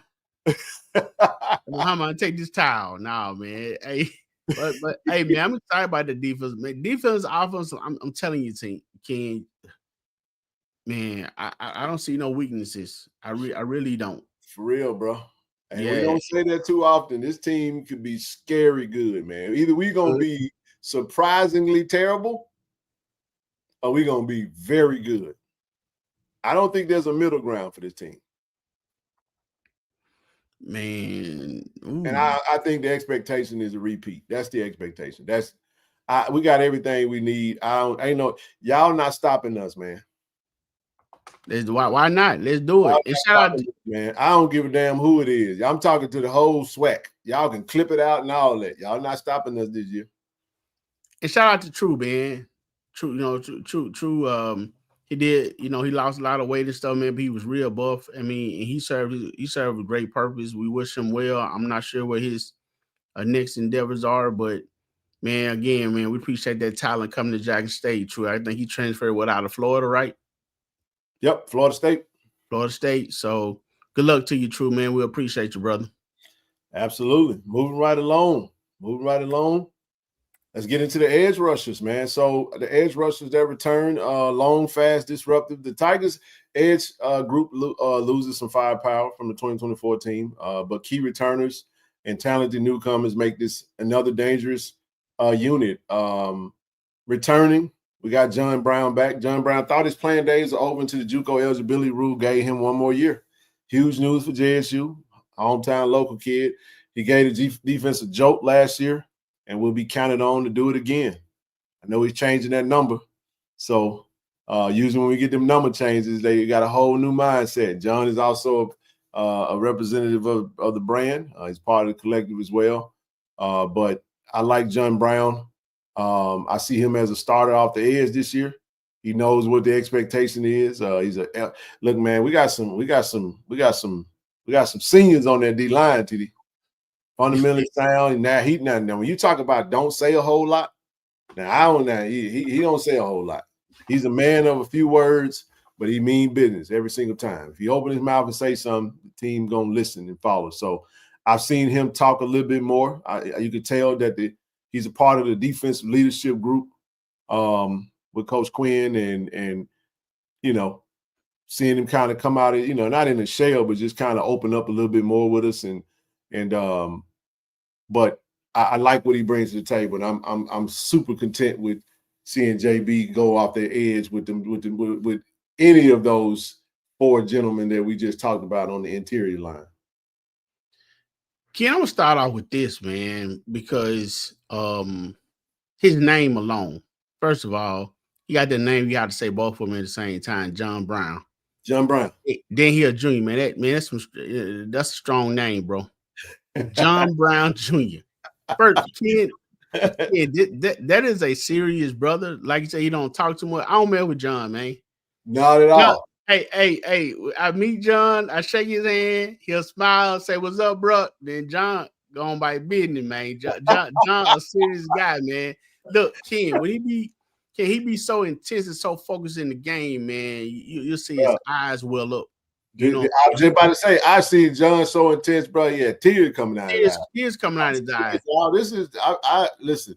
I understand that passion, because TD, that's how I was. Yeah, man. I get so worked up sometimes. Look, man, I be locked in like I'm about to play, man. And it just I understand it. I understand it. But go ahead. And so first of all, I really thought he played on the inside. So knowing he come off the edge, okay. He can do both. He can do both. He'll be more off the edge this year. I do see there was definitely an emphasis to cut some weight. Okay.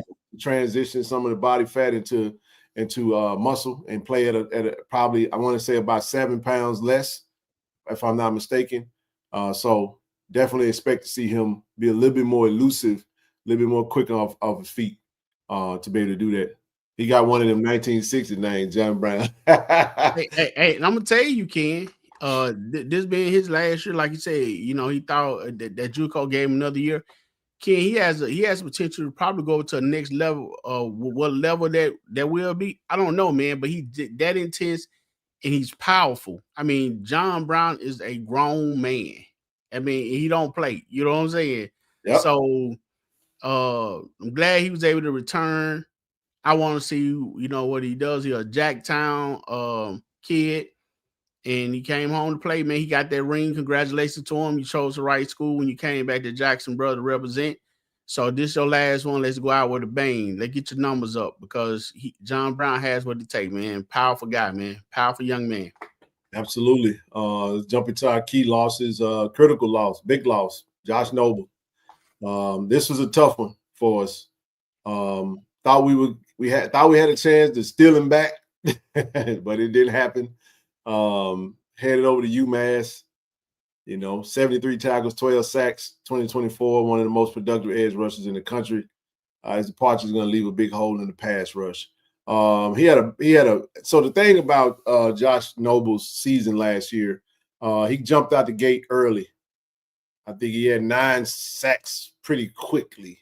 And then those other 3 came toward the back end of the season, or I guess team defense kind of adjusted to him. But I don't have to say much about the 2 coming off the edge last year. He was a man. He was a man amongst boys doing his thing last year. So we're gonna find out who's gonna be his replacement. Who's gonna step up? Will it be by committee, or will it be some of these new young fellas that's coming in? And one other key loss that's not listed, but Phillip Webb.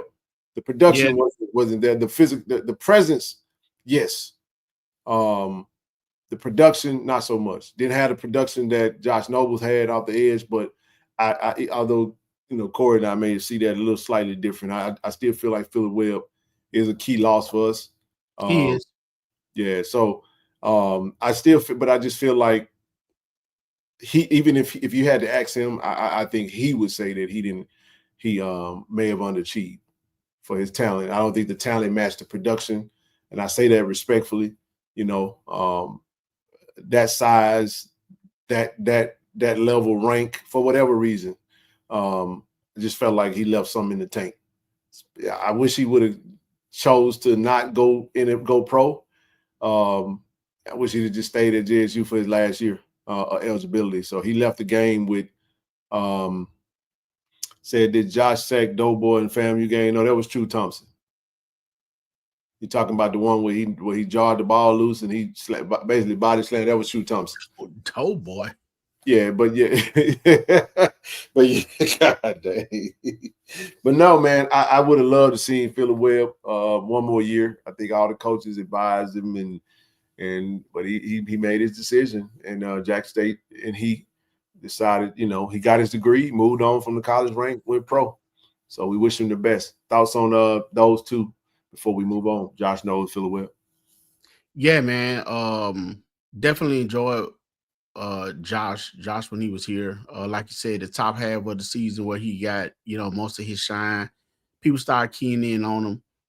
And but I knew something was up with Josh, man, when he made a statement, he listened to heavy metal before the game. Like that. Hey, TD, do yourself a favor, bro. Huh. Go back and watch a couple of them videos, like when I was filming, like right before they come out of the game. Josh was like a madman coming out of that damn tunnel. Yeah. They had the black stuff out down up in there. I'm talking about, man, he was screaming and like he looked like a heavy metal a band member coming out of that thing. Yeah. I'm talking about he was turned up, man. It was crazy, bro. But go ahead. Yeah, man. So and one thing about and then I'll speak far as Phillip Webb. I can't lie, Ken. I was a bit touched when he decided not to come back. We definitely have to be careful how we advise these kids, and we how we advise these kids not let our feelings or our goals as adults get in the way of what best for that young man or that young lady that playing sports. You know what I'm saying? Trying to live through them. I hate the young man decide to leave so early because he had so much to offer. My thing, I spoke on Philip well before. What he had the power and stuff to get in the backfield, but he didn't know when to release. Sometimes, he always tried to fight through the offensive tackle rather than push him in the back and then make a move to get to where he needed to be. I think that would have come in this year right here. Yeah. You know what I'm saying? That would have put his draft grade up a little higher. He would have had an offer to celebration mode, which he didn't get this past year. And I think the transition to the next level probably been the road would have been a tad bit more paved if he had to come back, because I think some things would have gotten in place for him as far as for the well. But definitely wishing young man luck, whatever he's doing and choosing to do. However, I think both of the Josh and Phillip production may not serve the way we were, that it was at the beginning of the season, but their presence was still there, and they did tour plays and stuff. They made them go, if they wanted to go a certain way, they made them, change direction in the plays, would allow other people like Jeremiah and True, those guys, to make the tackle John Brown. So they made, they changed the course of plays. So that in that capacity, they're going to be missed. However, I think the coaches have done a great job in replacing them. So I think I feel that we got equal, in some cases better talent in those positions right now. Yeah, very well said. Very well said. I agree. We're gonna move on to the linebackers though, because we are gonna talk about the newcomers just in a different order. So just stay right there. We're gonna leave the D line right where TD parked it at, where he said the coaches did a pretty good job of replacing them, and we'll talk about the replacements here in just a little bit. However, moving to the linebacker room, we're still talking about players that are returning. This is great for Jackson State, having both starting linebackers returning. This is great for us. When some schools were losing their starters, quietly this group has become a true backbone of the defense, and their confidence is through the roof right now, expecting even better unit. So TD, to your point, I expect our linebackers to evolve the exact same way that you said that if Phillip would have come back, that you would have seen that thing go up another notch. I don't think we've seen the best of Reed Pulliam and Ashton Taylor. I think we will see the best of them both in 2025, because now without having a Robert McDaniel there as a figure, that you got that safety valve back there. Not saying that you won't have safety valves back there, but Rob was a hell of a safety valve to have. You see what I'm saying? And he was there to give some run support as well. Expect an even better unit than the one that was already strong last year. We started with Reed Pulliam. The definition of reliability. Started all 14 games last season, recorded 65 tackles, played with poise in high pressure moments. Looked for him to showcase more versatility in 2025. Not surprisingly, NFL Draft Diamonds projects him to earn a draft grade this season. I'm going to tell you guys this, and I mean this. I still feel this. He may even disagree. You may know where I'm going with this. I feel like Reed Pulliam should be off the edge, in my opinion. But I like him at linebacker too. I'm just saying, on the field, wherever you put him, I'm not saying that we take him out of the linebacker role. I'm just saying that if you put him off the edge, TD, I think he would be just as violent as he is as a linebacker. You know what I mean? I just like his build, man, the size and the ability to bend and to do what he needs to do. I'm looking for violence off the edge, though. You know what I mean? But him at linebacker though, reliable. He knows that the NFL is right there. If you want to get there, prototypical size. He's gotten stronger. He's gotten faster at the linebacker position. I'm watching this. I've seen it with my own two eyes. I've seen the drills, and you know what I mean. And then two, Ashton Taylor. I talked about his transformation, getting stronger, his body, getting like the body transformation. Started 13 games last season. He was the MVP of the Alabama State game. If you really want to be honest with you, you know he made the game-saving tackle, one of the MVPs rather, and he seemed to get better every single week. Man, started off we wasn't really sure. You know what I mean? If y'all want to know what the hell me and TD was arguing about leaving Alabama State, it was over this young brother right here. You would tell it, would.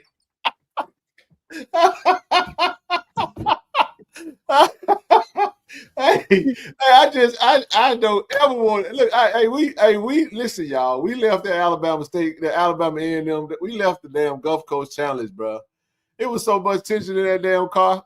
I'm telling y'all, we won the game, but it felt like we lost. Hey, man, we were that hot, man, in that car, man. It was so, hold on to the. It was so intense in that car. The hell, even Kevin Dent was like, "Damn." Y'all know Kevin Dent. Y'all know Kevin Dent. Hey, it don't get more intense than KD, man. KD be intense as hell. Even me and Doug fell out just a little bit. Hey, man. They I was right. Tell him, TD. yeah, you know what? And I owned up to it, and we would have kept arguing. But hey, I don't mind me when I'm wrong, Major Bully. I really don't. I mean, it was a misunderstanding. It was already intense. We're gonna shout out Coach Quinn. We're gonna talk about I think somebody was like, "Man, you ain't got to holler at me like this." yeah, man. But look, man, it was. But it was bad, bro. It was bad. It was bad, y'all. I'm sorry, y'all. It was bad. And look, y'all would have thought we lost the game, bro. It was bad, bro. It smoothed out by the time we got to Mississippi. It was all right. Yeah. Well, then Doug, actually before we got to Mississippi, then you. And me and KT Dub started having work. Oh, man. KT Dub said, man, hey, man, let me think what I want to think, man. You ain't tell me what I ain't see. Well, y'all just don't know, boy. Hey, man, we be rolling, man. I'm telling you, we was in traffic and everything. Man, I tell you what's so crazy is I don't even remember. I don't remember nothing but getting on the highway. I don't even remember the ride from the stadium or nothing, man. Boy, if we had footage of that, boy, y'all be laughing y'all be laughing for the rest of the week. It was intense, boy. But it was all out of love, though, man. We just had a little slight disagreement, and hey, man, it's fun. I mean, you know what? I'm gonna be honest with you. That's Coach Quinn too. But hey, Coach Quinn, he won us back over when he owned up and what he told. Yeah, man, exactly. Yeah, we felt a little better then. You said Coach Quinn. What you doing, man? I mean, you got a defensive back playing 15 yards over. They started burning us over there. What are you doing? He was like, man, they been playing up all game.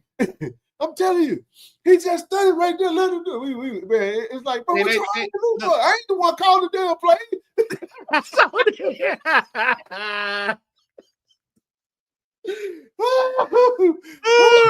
I mean, that was straight downfield on that right side on us, man. I was like, yeah, man. And that when they called the side of the game. Hey, somebody said, man, don't be yelling at me, man. Man, you ain't got to holler at me, dog. Boy, hey, man. But you know what, man? That's how brotherhoods are truly for you. Got, I mean, that's how you know that's how family is, bro. I mean, that's how it works. But no, man. But it was, man. It was good. Now I will say this, y'all. The arguments be intense, but it feels good with a win. It does. Now I gotta be honest with y'all. Look, because we was blowing them boys out, and then we won by a touchdown, and we were like, man, come on, what is this, bro? And then we were playing FAMU next. I think we had a bye after that, and then we had FAMU. we were like, oh man, bro. I don't like how they feel. Then look, y'all. I'm gonna set this up for y'all. We go to the FAMU game. We get 2 touchdowns scored on us because Joker looking. Remember that? Joker looked out and threw a touch. I was like, man, bro. Man, that dude, somebody caught that dude down on the sidewalk, man, before you turn his neck, that receiver had one. that dude downfield, like, hey, like Forrest Gump down that thing, like, hey, yeah, it was wide open. Wide open, dog. Oh, man, yeah, that's fun, man. That's fun. But look, man, Reed. He said, all right now, all right. Right, yeah, man. Like, hey, but when it comes to Ashton, man, so he built on the momentum with a big spring. He's bigger, faster, and louder. He's gonna change his number 2. I think he's gonna wear number 3 this year, if I'm not mistaken. From what we saw in the spring, and his leadership is beginning to emerge. This one here, I'm gonna just be real with you guys. These are 2 of our collective brand ambassadors. We had to work hard to keep both of them in Jack State, man. That's just the reality of it. They had opportunities, and I think Reed may be done on the field after this year, but I know Ashton won't be. So this is one of those guys that's just, have a big year. They can be coming for him. So just know he coming back this year. Question mark. Who you talking about? Yeah, you just gotta watch the show, bro. These are returners. Go ahead and take your notes, bro. We giving y'all the game, bro. Y'all still ain't gonna beat us though. But anyway. Hey, so far as Reed, man, you say you like him in edge rush. I think he can play at both of them. I think he does like playing a little edge rusher. Myself, I only go back to the film that I saw. Yeah, and speaking with him, he does like coming off the edge. I like him at linebacker. Yep. But I think he will do. And one of the reasons I do like him at linebacker is because we're gonna have so many edge rushers. We're gonna have we have a great, caliber of edge rushers, I feel. But I think he will play low sometime. But then what make these 2 brothers, although beginning of the season, I know Corey say he played with Pores. At one point, they were so aggressive and they was able to make it in the backfield, but they wasn't breaking down to make the tackles. Yeah. I think as the year progressed, yes, and I'm speaking on Ashton and Reed, but as the season progressed, they both learned to get in the backfield and break down and make the tackles. But then when you look at what we had in 2023 at linebacker, that bro, these boys was ready for the NFL last year compared to what we.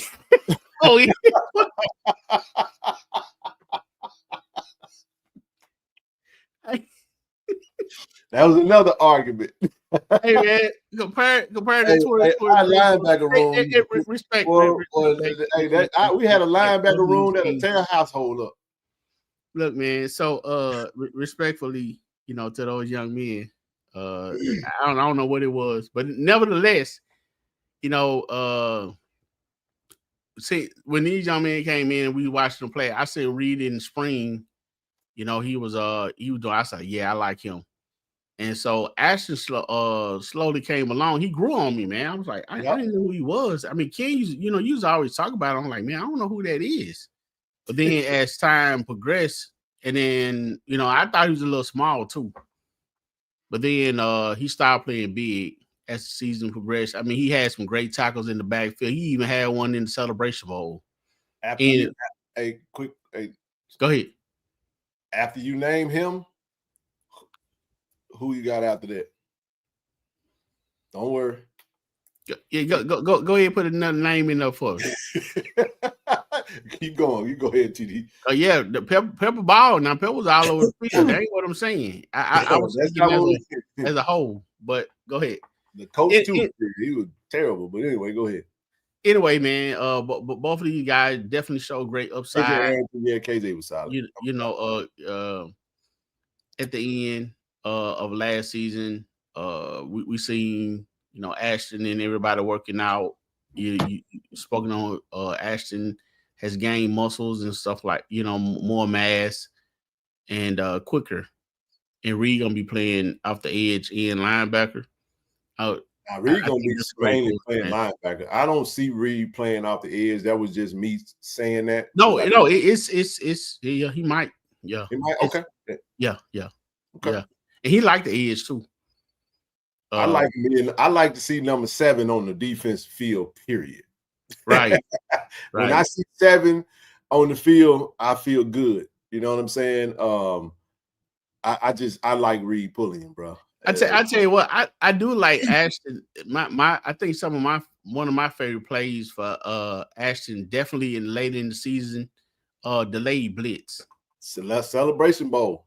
Yeah, beautiful. When you send him on delayed blitz, he know the angles to take, and he learned from early in the season how to break down and make the tackle. So he was on point for that. He killed a drive for South Carolina State because they were driving. Remember, we had that interception out of the second half that Jacoby threw. It's just a mistake, and it was the only mistake he made pretty much the whole game. But you know what? If he had completed that thing the way he wanted to, it would have been a great 70-yard touchdown pass to Gardner, but he threw it too short. Go ahead. But I tell you that saved that drive and led to no points because Ashton blitzed that game as well as the Alabama State game. That other same old thing, TD, the delayed blitz led to a safety. We went up 14-10. That got that safety. Now we win 16-10. Now they got to score. Well, they could have scored a touchdown either way. It still would have been all right. But no, he had a monster game. I expect a lot from both of them. You know what I mean? I expect a lot from both of them. Seeing Ashton and Reed on the team, and then now, I think we got some solid youthful depth at the linebacker position. For sure. I'm gonna miss Jaden Ward. You know, I want to see more out of him. I'm gonna miss Jaden. We had him for a year. Yes. Austin Edmonds. You know those guys. Yes. But I think I want to see Ja'Cory Lewis come on Hargan. I'm not Ja'Cory Lewis, it's Ja'Cory Hargan. I want to see Ja'Cory come on with it, man, this year. I think he was already a strong kid, but I think his body got a little better. His strength condition this offseason as a backup. But these two guys are gonna be the staple, man, for our linebacker core. You know, as long as they're on the field, we're gonna be good. So we got a defensive front, and now we got the linebackers second level, solid. Ooh, yes. Okay, we're good. So we go into the secondary. So our secondary, this is just those that are returning, battle tested and dangerous. So JSU secondary was hit hard by departures. That's going to be our biggest issue. And not issue going into the season. It was the biggest room that got decimated by departures. But don't get it twisted. The new wave is here. And we're going to start with KJ Chisholm and Mike Smith. So both of them started in the Celebration Bowl. So I'm gonna read this and then you can I'm gonna let you take this one first, and I'll go second. Both started multiple games as true freshmen. I'm gonna tell you right now, the coaches are high, they're high on KJ. He started off first. Mike Smith came along, and they're extremely high on Mike Smith now. Because Mike Smith started off as a running back when he first got to Jack State. And then he moved to the wide receiver room, and I think then he finally settled at DB. And once he got over that DB, it was clear that DB was his best position for us as a team, including the HBCU National Championship game, battle tested, fearless, improving fast. These two aren't giving up their spots without a serious fight. Go ahead and jump in there. Oh, yeah, man. You remember Mike Smith definitely came in as an athlete. Yeah, you know, I had to find out what that ATH meant. Like, man, I don't know what that position is. Yeah. In the words of Coach Z, gonna play ball. But he came in as an athlete, and like you said, he was at running back at first. I still remember it was the Bethune-Cookman game. They needed some help at DB. They put him in, and he been playing DB pretty much, you know, ever since. I didn't think his game was that strong at corner 10. But man, that young man hard, and he played. He showed out a little bit against Alcorn.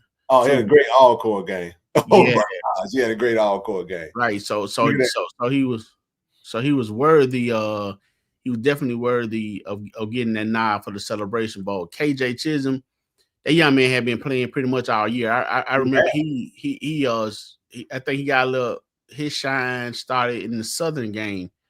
You know, he was getting in back and forth in the win number 7. I'm like, who is that young man right there?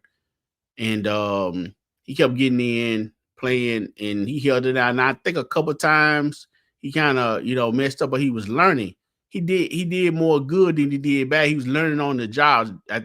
Definitely, what was he, a freshman? He was a freshman last year. Both of them freshmen. True freshman. He was a freshman last year. I mean, so coming in at the time and having a few mistakes, and coach and trusting, know what his talent is and trusted his challenge and gave him the courage to keep going out and playing. He got better as the season went along, so he was very deserving, at starting too, man. So that was very those are tight knit players, corner coming in, playing their freshman, and then Travis Terrell. I mean, he mentioned it again. I go back to that interview with Travis Terrell and Thee Cory C. His Travis freshman year, he spoke on these guys. He said, "Look, man, we coming in here to play. We coming in here to start." I mean, that was their mindset, and so they did.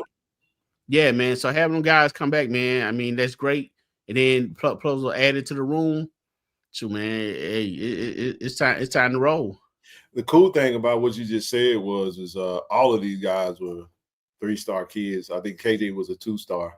But based off his offers, if you go back to his offers out of high school, Appalachian State, you had Eastern Carolina, he had some coming off that out of South Carolina, first cousin Herb Mulligan. I just knew, KJ is both of these guys are slim. They come in a bit undersized, right, in high school.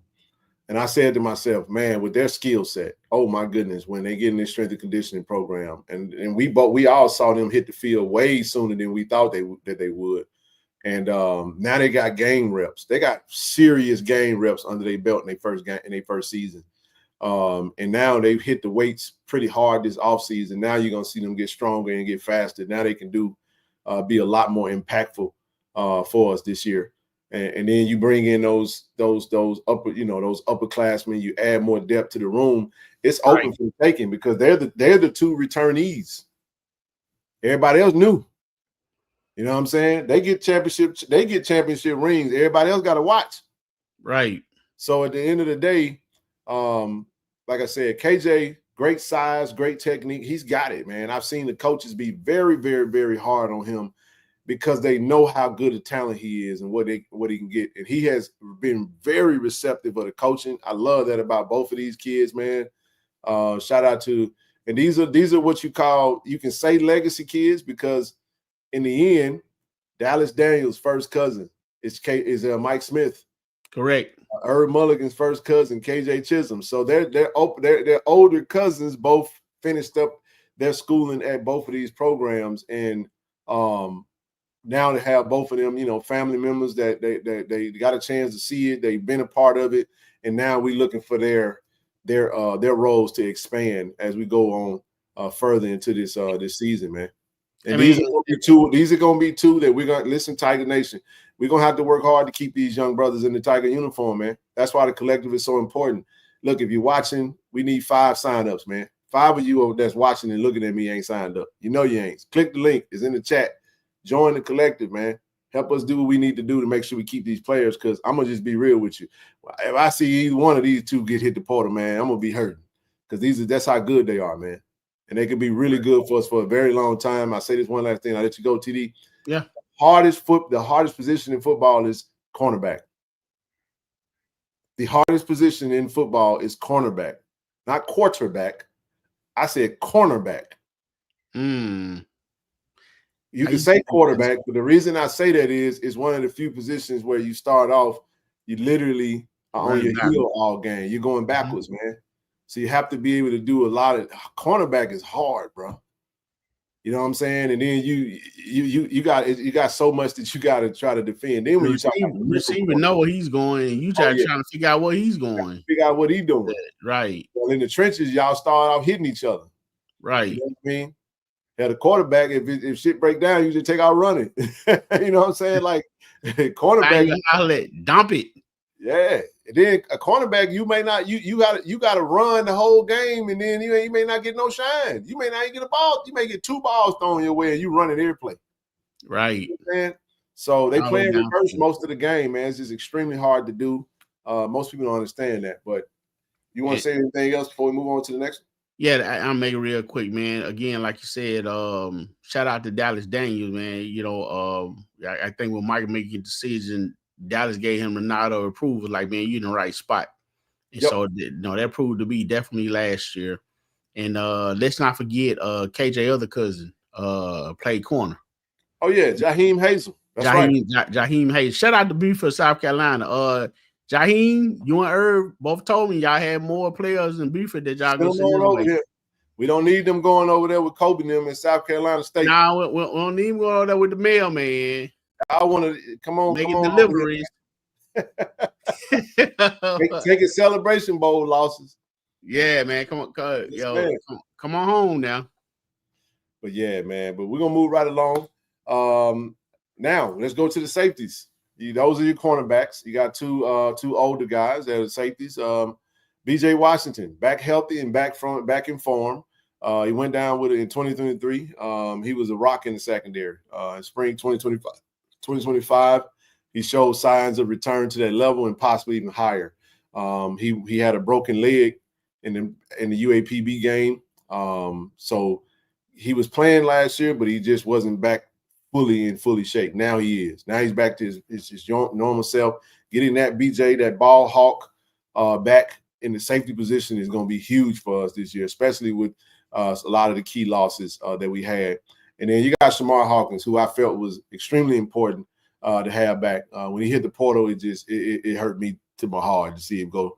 And I personally reached out and wanted to, I had several phone calls to convince him to come back and talk to Coach Quinn. I even talked to Coach Taylor.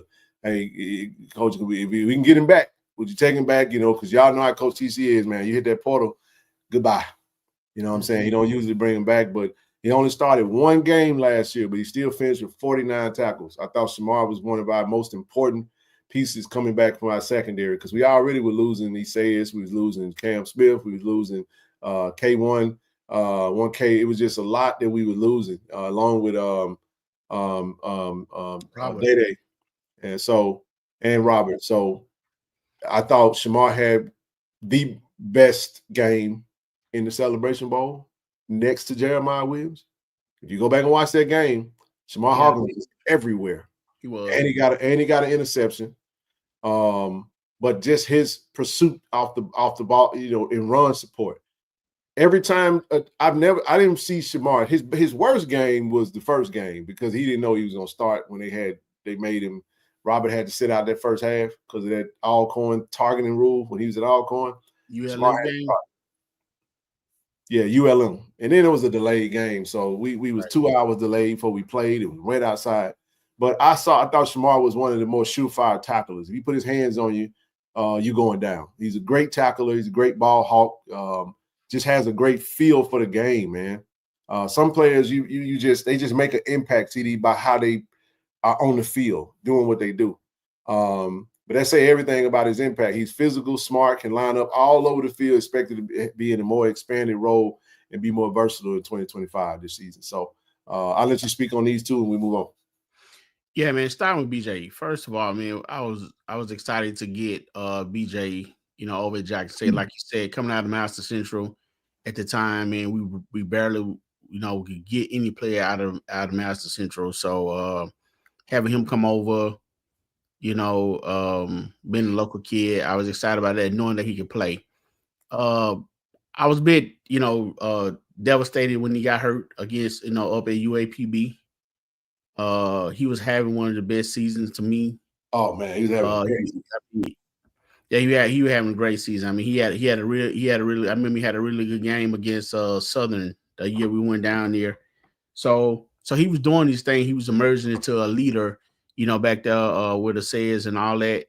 So to see him go down, and then I think he ended up having some other personal stuff going on that was kind of messing with the mental. And I pray for the young fella that he got, those things started coming together for him. He's got his health back, and now he's back on the field, this season to show his talent. So I'm looking forward to him getting back to where he was, a better, in 2023. And I think he has the know-how and the potential to do that. So definitely looking forward to that for BJ Washington. I'll be watching him. Shamar, I agree with everything you said. I think he had a really good year. Good job, in reapproaching the young man. Because I think just a wrong chain of thought made him make the decision that he did. So it's good to talk to people. So glad you was able to talk with him to get him back. I really like Shamar Hawkins' game. I've said it before, and I'll say it again. He put me in the mind of Silverman Craig, which also put me in the mind of Troy Polamalu. That's the type of game that he plays. Okay. He plays loose, he plays free, sure tackle. Then he one of those guys that can read a play. Like he'll be covering his man or doing what he's supposed to do and see how a play being developed and break off to go do what he do. That's how he did in the Celebration Bowl to get that interception. Yep. He's a thumper. I mean, he will come up and hit you. It's not okay, I'm just gonna take you down. I'm gonna make you feel me. So I definitely like Shamar's game. Hey, I'm just not saying it because I'm gonna speak what I speak. Both of these guys are great. Are really good safeties. And again, and I even like seeing Shamar in the blitz role because because coming out the corner, I mean, he's gonna get there, he's gonna make the tackle. I know he did a lot of it, he did some of that in UAPB. They blitzed him a couple of times. So very excited to have both of these guys back, man, and secure the backfield after losing Assayas and Robert McDaniel along with Cam Smith. So yeah, man, looking forward to seeing these guys play, man. The backfield pretty secure with these guys back there. Man. And he's also like the Don said, definitely a dance machine. I love the energy. He gonna dance now. He gonna come in that thing turned up. Definitely Petty, man. I'm gonna miss Petty. AJ Petty, right? Good job, Cuz. Yeah, definitely gonna miss him, man. And we'll jump into the key losses. We talked about Robert McDaniel with the Washington Commanders, Swiss Army knife, who could have lined up at nickel, corner, safety, was dominant all over the field for the Tigers. It's hard to replace a Robert McDaniel, but it is what it is. We lost Cam Smith, transferred out to Marshall. He had 45 tackles at the safety position last season, strong communicator out the back end. He was also a thumper. Yes. Coach Isaiah Guthrie now, on-field leader turned actual coach for JSU staff, keeping his personality and energy in the locker room. It will be huge for him to transition to coaching, to be able to communicate how he saw the game to those that are on the field now. AJ Petty, a cerebral coach on the field whose leadership and presence will be missed. He was with JSU through 3 different coaching staffs, and he leaves with 4 championship rings to his name. So we're proud of Petty. Definitely going to be missed. Had a great interception that should have been a pick 6 in the Celebration Bowl. Shout out to Wiggins, Mississippi. Shout out to Wiggins, man. That's right, bro. K1, 1K, staple JSU secondary over the past 4 seasons and a full-time starter at cornerback the last 2. An all-state HBCU Legacy Bowl participant who leaves Jack State with 4 championship rings. It's going to be tough to replace these guys. We love them dearly and hate to see them go. The beautiful thing about this page right here, though, TD, is every last one of these guys left as a JSU Tiger with the exception of Cam Smith. Even in a heavy portal era, to keep these guys in the fray was really good, man, for Coach Taylor. It was big time. And they leave as champions. Yes, Shamar was number 25. That's correct, brother. Yes, he was 25, right. I think he's going to move to number 5 this year. So you're going to see some number changes. So when Travis dropped that roster, I'll be sure to go check that out because it's definitely going to be some number changes. You want to speak on these before we move on? Yeah, I'll make it quick. I like to start with Assayas, man. First of all, for having the vision and the mindset to choose to come to Jack and say in the midst of the chaos when, the promising, that conversation that he and Coach Taylor and Coach O had, about if he gets the job that he was coming, man. So shout out to him for being a man of his word. And then after the first season, he could have left too because I think they still want him back east, but he decided to stay. So, man, shout out to says Guffey for being, you know, a captain on the field as well as his play, and now he's a coach on the field, man. So I want to give kudos to him for that. Definitely mad love to Robert McDaniel. Wish him all the best, man. Go out there, represent Jackson State Tiger, man, to the best of your ability. Make them respect you. Make them respect the name, and, you know, and put your stamp on the game. We wish Cam Smith luck. They didn't have much interaction with him. But you know, he was a thumper. One thing I know is about Cam, I thought he was better around the line of scrimmage rather than in coverage. Yeah. He got around the line of scrimmage. He got hurt a couple times in coverage. Right. Texas Southern one game stands out. That game there wasn't a good game for him at the safety spot, but right. had some good moments though. Go ahead. Yeah, he did. AJ played strong but silent. I mean, he didn't make any noise. He made much, but when he's out there, he made his presence felt when he counted, because you know there was time he'll do something. I'm like, man, who's that right there? I was like, oh, they're Petty. Petty been around for a minute. Petty be getting them interceptions, man. Yeah, he be getting interceptions, man. And that should have been a touchdown. You know, I wish they had it given to him, but it was a little holding. We'll rock with that. But shout out to Petty, man. Again, man. Wiggins stand up. You know, Coach Wiggins now, man. Coach Wiggins. Yeah, I just about to say, you know, shout out to Keith. Man, I know he got a coaching job now, man. He brought personality, you know what I'm saying, to the team. Oh yeah, swag, man. Yeah, he brought swag. I felt that he was better in press coverage rather than playing off. When you used him in the press, he was better. You know, in his coverage, but like you said, he, you know, all these players leave at Jackson State with the exception of Cam Smith, and now that you know, Coach Wiggins is out there. I forgot what the school he was, but somewhere out of state. Good luck to you, man. All that good stuff that you learned here at Jackson State, and you know, schools that you played at, go for it, man. Congratulations to you. Absolutely. And moving right along, so potential breakout players ready to make a leap. Jack State has plenty of big names, well-known stars, but watch out for some emergers in 2025, guys who put in the work, patiently waited for their turn, and are finally ready to shine. On Monday, we talked about DQ, D'Quarius White. Today, we're talking about the defense. Remember the name, Jace Ward. Jace Ward. Currently is starting off the edge. I know with some other names, like, man, what about such Jace Ward? Currently a starter right now. So, you know, will Jace hang on to that spot? He got some tough competition staring down his neck, but he redshirted in 2023. He got rotational snaps in 2024. But with 3 of the top 4 edge rushers from last season gone, the opportunity is wide open, and Ward has capitalized. His body transformation since arriving at JSU is one of the most impressive on the team. Extremely strong now. Stronger, faster, more explosive, and he's hungrier than ever. He's been standing out throughout spring and summer workouts, and he is being trained and coached by the legendary Coach Javante Jones. So shout out to Jace, man. I think this is another number change, CD. I think it's another number change. I think Jace going to wear number 11, if I'm not mistaken. I'm just saying, he's wearing 43 at one point in time, but definitely going to be another number change. Like Travis said, just a few of them. So get used to it. But Jace, man, surprise, man. And Jace ain't relenting, bro. And I love it, man. Came over as a 3-star linebacker / tight end / and look. Yep. My bad. Not number 11. I don't know this one. Hey, I'm gonna be like a kid in a candy store when Travis dropped that roster myself. You know, when he dropped, I'm gonna go read through all that stuff because I like that type of stuff. But hey, TD, thoughts on Jace Ward before we move on? Yeah, I can make this quick.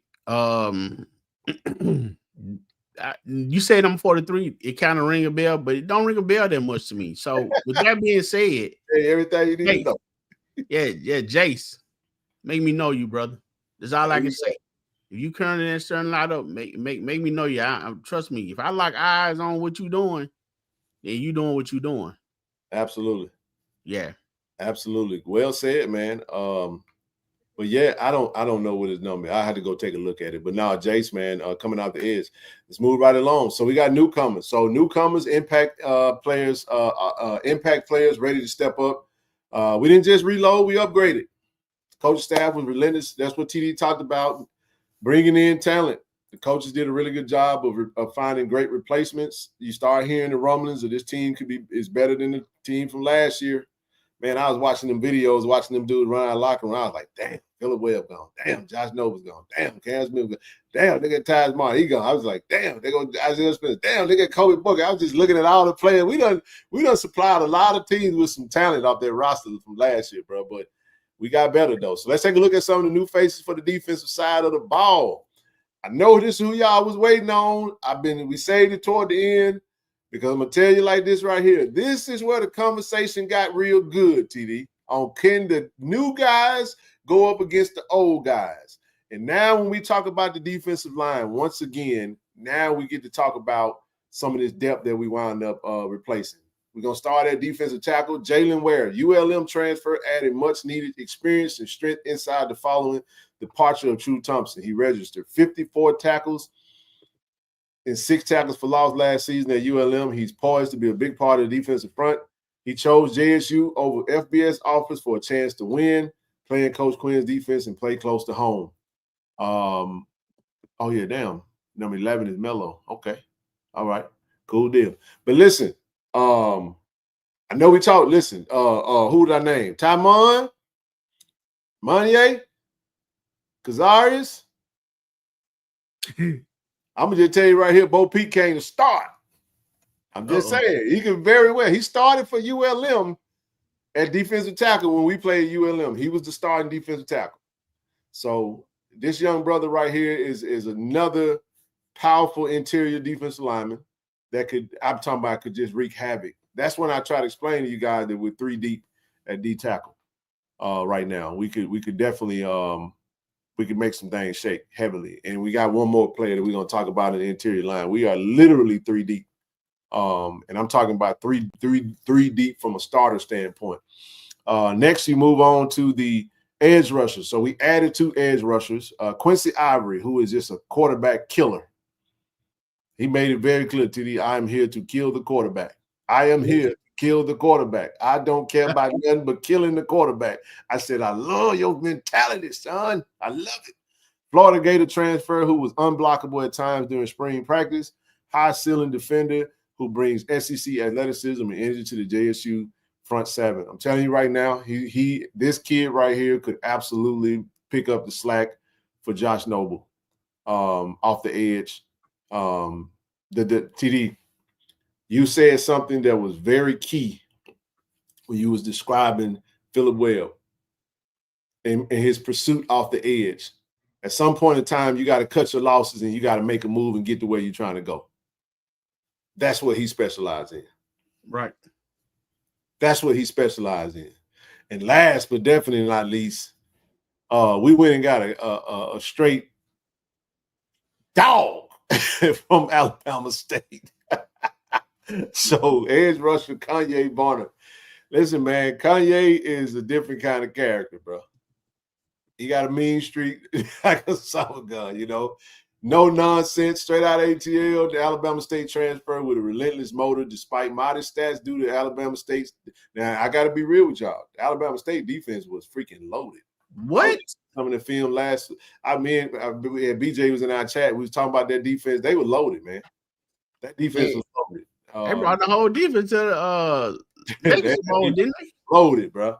But he was a known disruptor in the SWAC and brings proven ability and toughness off the edge. So, again, there definitely could be a double-digit sack guy coming off the edge for us because of the interior line, because of the level of depth. We're looking at the 2 deep off the edge. You're talking about John Brown. You're talking about Jace Ward. Now you're talking about a Quincy Ivory and a Kanye Bonner coming off those edges and swat. Look, man, it could get ugly. I'm gonna let you jump in here and talk about them, bro. Yeah, man. I would say this. You spoke on Quincy possibly filling that void for Nobles. I most definitely think he can. After watching his highlight, man, he's smooth. He's smooth. He's powerful, and he's intentional about where he's going. Yep. I mean, and follow me when I say smooth. Like even going through the offensive line or going around the tackle, he's intentional on where he's trying to get to. He's a big guy, and when he get his hands on you, he have bad intention. Yep. I picked that up. I'm like, okay, this guy. And then when I think of his journey coming from being a quarterback to going to being a defensive end to going to Florida State to coming here, I said, okay, I want to see what this guy can do. So again, it put my brain there like, wow. I mean, well, that's why I stated earlier. I think that we equaled, if not for sure, better, what we were at those positions. And we all know, how Kanye Varner played, at Alabama State. No nonsense guy, straight to the point. I mean, and again, both of the speaking on Ivory and Varner, they come with bad intentions. I mean, they want to slang you. I mean, they want to let you know it's not a tackle you, okay, you good. I mean, they have bad intentions. So in the offensive line, see these guys play, you know what I'm saying? You better be on your best game because they're gonna be on theirs, and you let them get to your quarterback, then you'll be carrying them off the field and trying to get another one in there. I mean, so that's my name for both of these guys, bad intention. Hey, one word though. That's going to be very important for all three of them. What's that? Discipline.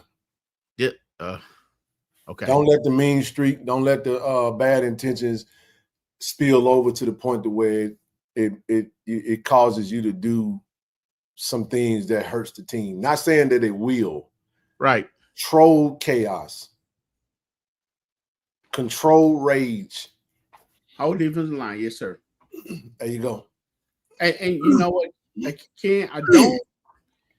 don't remember Jalen that much at USM, brother. I don't. I'm gonna watch him. I remember. I'm watch him a little more. I do remember watching the interview that he did with Corey, and I know he had other officers, and he wanted to be close to home, for his mom and stuff. And I think he said he a mama boy. Where his mom, is able to, come to the game. He's from Starkville, right? Yep, Starkville. Yeah. So I definitely think we got a good one. I mean, he played FBS, played against us. He started there, so apparently he has, to know how to tackle. Other words, the coach wouldn't have brought him in. He had 54 tackles last season. Wow. 54 tackles and 6 tackles for loss at the FBS level. He was starting. He was the interior lineman, number 14. He started. Matter of fact, when I did my scouting report on ULM, I had him listed as a starter. Right. And last thing I would say on these three young men, like you said, Ken, control chaos. Make sure that y'all listen to your coaches, play within the whistles. Don't do anything to hurt your team or yourself. Get yourself put out of the game, man. We can't do nothing with you on the sideline in the locker room. You know what I'm saying? Not at all, man. One name that we also who still waiting to get there is Corey Bowie. So I know Corey put that on there. I'm gonna move on to the linebackers though. Carmelo Jones, big time addition from Baylor transfer who impressed during the spring, is already stepping into a leadership role. Versatile as a linebacker and is coming off the edge will be integral part of the JSU defense. I think Carmelo is probably going to be more of a stand-up linebacker for us, but he will be able to come off the edge as well. You just kind of saw the edge is kind of loaded. Linebacker is where we can see Carmelo more than likely being getting the majority of his snaps for us. But I love what he's been able to do. Big size. But we got to, everybody got to get in pads and get through camp, bro. That's what we really going to tell who's who. I can't wait to come back and tell y'all what we're seeing from these guys when we go actually get to scout them in practice, in pads, going up against each other. Then you move on to the secondary of newcomers. These are two of our guys, two big-time pickups for us in the secondary. Much needed depth. Kamari Rogers, Mississippi State transfer, began his career in Miami, highly coveted by JSU coaches, fans since high school. Finally landed in Jackson with big expectations, something that would surprise people is his speed. He's extremely fast too. He's very fast. He's quietly one of the fastest players on the team. That is a fact. Just got to, stay healthy, be ready to rock and roll. I think Kamari probably gonna wear number 1 if I'm not mistaken. But we'll see. And then of course Levi White, another fiery football player. Got a McNeese State transfer with multiple Southland all conference accolades. He's a proven FCS level player who will contribute immediately and compete for a starting cornerback spot. Look, both of these guys I think are going to be very important to our success this year, bro. Whether in a starter role or in a reserve role, more than likely. I don't know how that's going to go, but we're going to see, man. So let's talk about these few guys and we'll move on before we get ready to set it down. The thing I hear, I'm not familiar with Carmelo Jones that well. I mean, I've seen his interview. I heard talk about him. I heard he's a real good linebacker. I heard he's a downhill player who really would, lay the wood, when it comes out to making a tackle. So I was told, hey, he's one of the guys you need to watch. So I know he's a pretty good linebacker. Like you said, the depth at the defense at the edge rusher, it's gonna be tight. But I heard he does play edge rusher too, so I will be watching out for him a little more. Matter of fact, they said if you hear a loud sound on the field, then most likely he the one making it. Man, he hit hard. Hard, bro. So definitely looking forward to seeing that. Kamari Rogers and Levi, definitely glad to have them on. I think both of them by way of Holmes County. Levi, matter of fact, shout out to Levi dad, man. I know he's a big Arcanite, man. He fed us at the tailgate down there, man. We appreciate it. So when I saw him, I said, hey, man, I'm glad you ain't snatched your son up taking my the Alcorn with you. So we're happy to have him. Well, he wanted to be a winner, man. He didn't want to go down there go down there. Hey, but hey, I had to thank your dad for the food, man. You were somewhere in there some golden fish too. I know you had so much. Hey, man, that dude had cooked so much different stuff, man. I ain't know where to begin, man. I don't know what that man had smoked some hog maws or something. I don't know what he hadn't done down there, man. But we all got, hey, man, what is all this? That man said some hog maws. Yeah, all the pig feet. Pig feet. Yeah, I mean, he had so much food down there, but said every time I come home, I see you in the kitchen. In the refrigerator. I think both of these guys are a great addition to the young to the young corners we have, and Mike Smith and KJ. So I think with that, with the experience that they have, and hey, those young guys got experience too. I think it'll mash together. Will make for a great secondary. So definitely looking forward to see, how Coach pulls this off, with secondary. So I think they have the tools to, to get it done in the secondary. Man, it's gonna be tight. It will. And as you move on, you got you add Bernard Cheney, Southern Miss transfer, who shows some versatility in spring practices, able to play cornerback and safety. Cam Salas, big time pickup, man. Big time pickup. Kansas State transfer, another must-have pickup for the coaching staff. He could step in for Robert McDaniel at the nickel and even play the roof role. Either way, expected to make a big impact. Another big-time tackler, big-time. He's a good ball. He got good ball skills too, bro. Okay. Played cornerback coming out of high school. Got converted to a linebacker at Kansas State. Excited to be back playing the DB role, man. He and getting his weight back down to where he want to be, to the DB size, and still play as a big corner. We love that. Cam Hardy comes in as a nickel. He's going to provide some valuable experience from South Carolina and Northwestern State. It's multiple 9-tackle games on his resume. TD, and he can play nickel and he can play the safety. So getting Cam Hardy was critical for us. And then we finish up with the 2 Tennessee State transfer. Well, no, Tennessee State and Gardner Webb. So, and that's Jordan Heldon and Anthony Nchukwu. Respectfully, 2 interchangeable safeties who expected to bolster the safety room that was nearly depleted after 2024. Neither participated in spring camp, but both will be called upon to contribute quickly. And I can say, with in good confidence, that we will be adding one more DB. Okay. We will be adding another DB. I even know the school that he's coming from. I won't mention that until he's available, until they list him. So just kind of make note of that. Let's touch on these guys and then we'll move on. Oh yeah, man. Well, definitely glad to get another player from the FBS level who should bring experience to the team. At least and then I spoke with Cam Silas, man. He definitely liked that nickel position. Yep. And I think he's a thumper. He's a ball player. I mean, he come from a lineage as a ball player. So I'm glad he decided to come on back home, because I think he's from around that Holmes County area too. Although he played Mississippi. Pickens, yeah, yeah, that's home county. Yes, sir.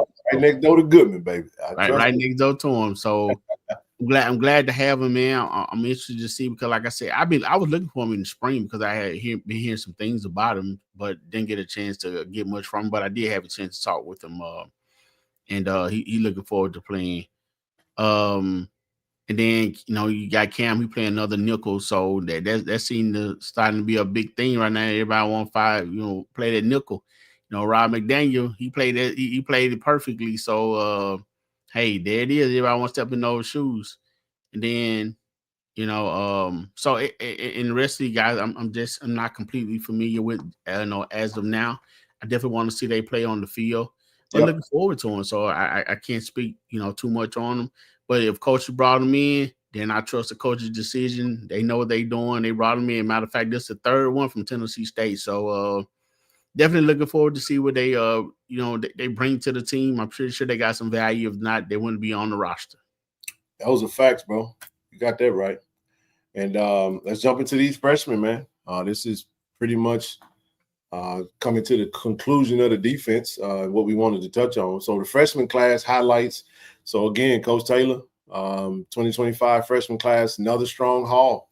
Though many will redshirt and develop behind the scenes, several could see action this season. We're going to start with, I call him Jeremiah Williams 2.0. Wayne Patterson. TD, this kid can play. He will play. He will get on the field this season. He absolutely get on the field this season. If not for depth on JSU interior line, you could probably pencil him in as a play. I think Corey said he can play. He will play. I see what Corey's saying because we are 3 deep. Physical force ready to make noise whenever his number is called. I really feel like he's going to see the field still, though. But I get why Corey put that with Jeremiah and Kazarius Bowie and Bo Pete and all these guys. Probably will redshirt, but he can actually start, man. The kid is just that solid, man. But we'll see. We'll give him time to develop. We're not gonna rush him. But if he's ready to go, then he's gonna go. If he's ready to roll, they're gonna play him. That's just how it's gonna go.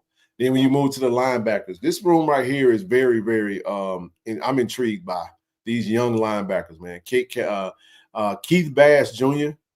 had a really good spring. He was the one linebacker. He came in the spring along with Cam Evans. They did really well in the spring, man. Cam is a big kid, bro, big linebacker. Of course, even though he came in with the physicality, you still gonna see the strength and conditioning there because I feel like got to get better in the speed areas, develop his speed, get the right playing weight. Same with Keith. Transform their bodies, but both of these linebackers will probably see the field this year. They will see the field this year. They will get on the field. Cam Evans and Keith Bass. Kenzavius Lundy, bro, from Hollandale Simmons. Yeah, is a dog, man. You better get that name right. I know. That's why I said Hollandale Simmons. It's town of Hollandale, high school named Simmons. I got it right. Don't come up.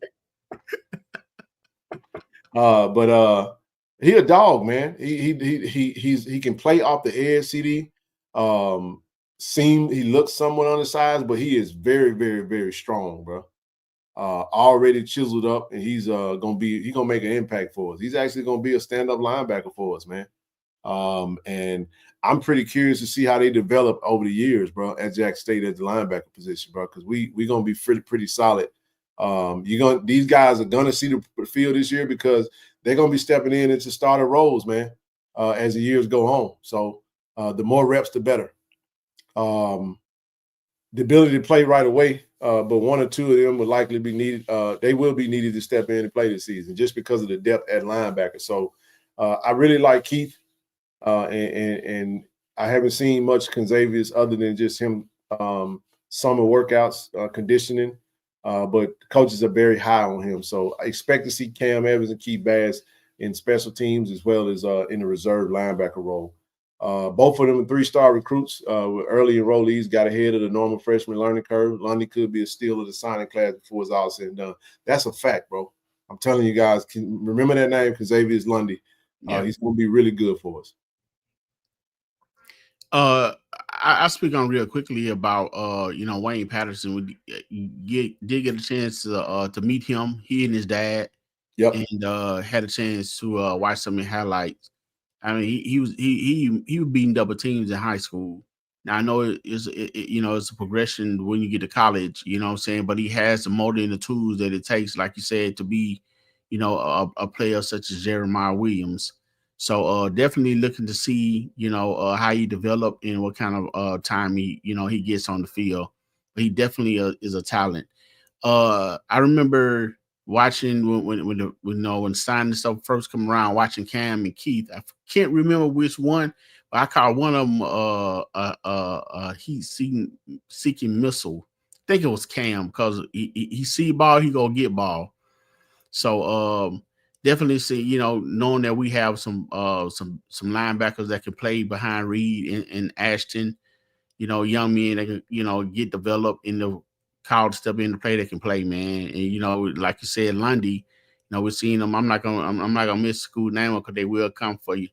But he's that defensive end, man. He like to slay people too. Shout out to Tymon Well, them his people out there.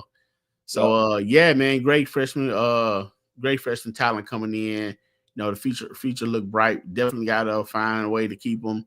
I know they all want to get on the field and play, man. But hey, with the team and the way that the coach had this thing structured, wait your turn, get those rings, get noticed, then let your time, develop on the field. So, be patient and take the game as you go. Listen to your coaches, do what you need to do to get on the next level. So when your time to play, when these seniors get out of here, because we ain't stopping, Coach. That little clip that you played, Ken, Coach, I think Coach O said for 10 years. So y'all are part of that 10 years. So let's go. And then too, man, I do want to say as we culminate the defensive side, we covered offense on Monday, defense today. Look, we weren't going to mention every single player on the roster. It's just not. This is Corey's writing. This is his mindset. So if there's a player out there that's watching and they didn't hear their name called,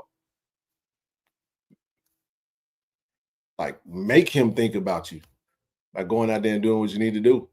I got a couple of in mind that I'm like, okay, Stanley Cooks. You know what I'm saying? Isaiah Villanueva. There's a couple of different names. Not that they're not solid and not going to play well. I'm just saying, like, we can't list the whole roster when going through it. This is a top line article that was pretty much covering that. So that pretty much concludes our defense. The Sonic Boom. I did want to throw this up. This is the last slide.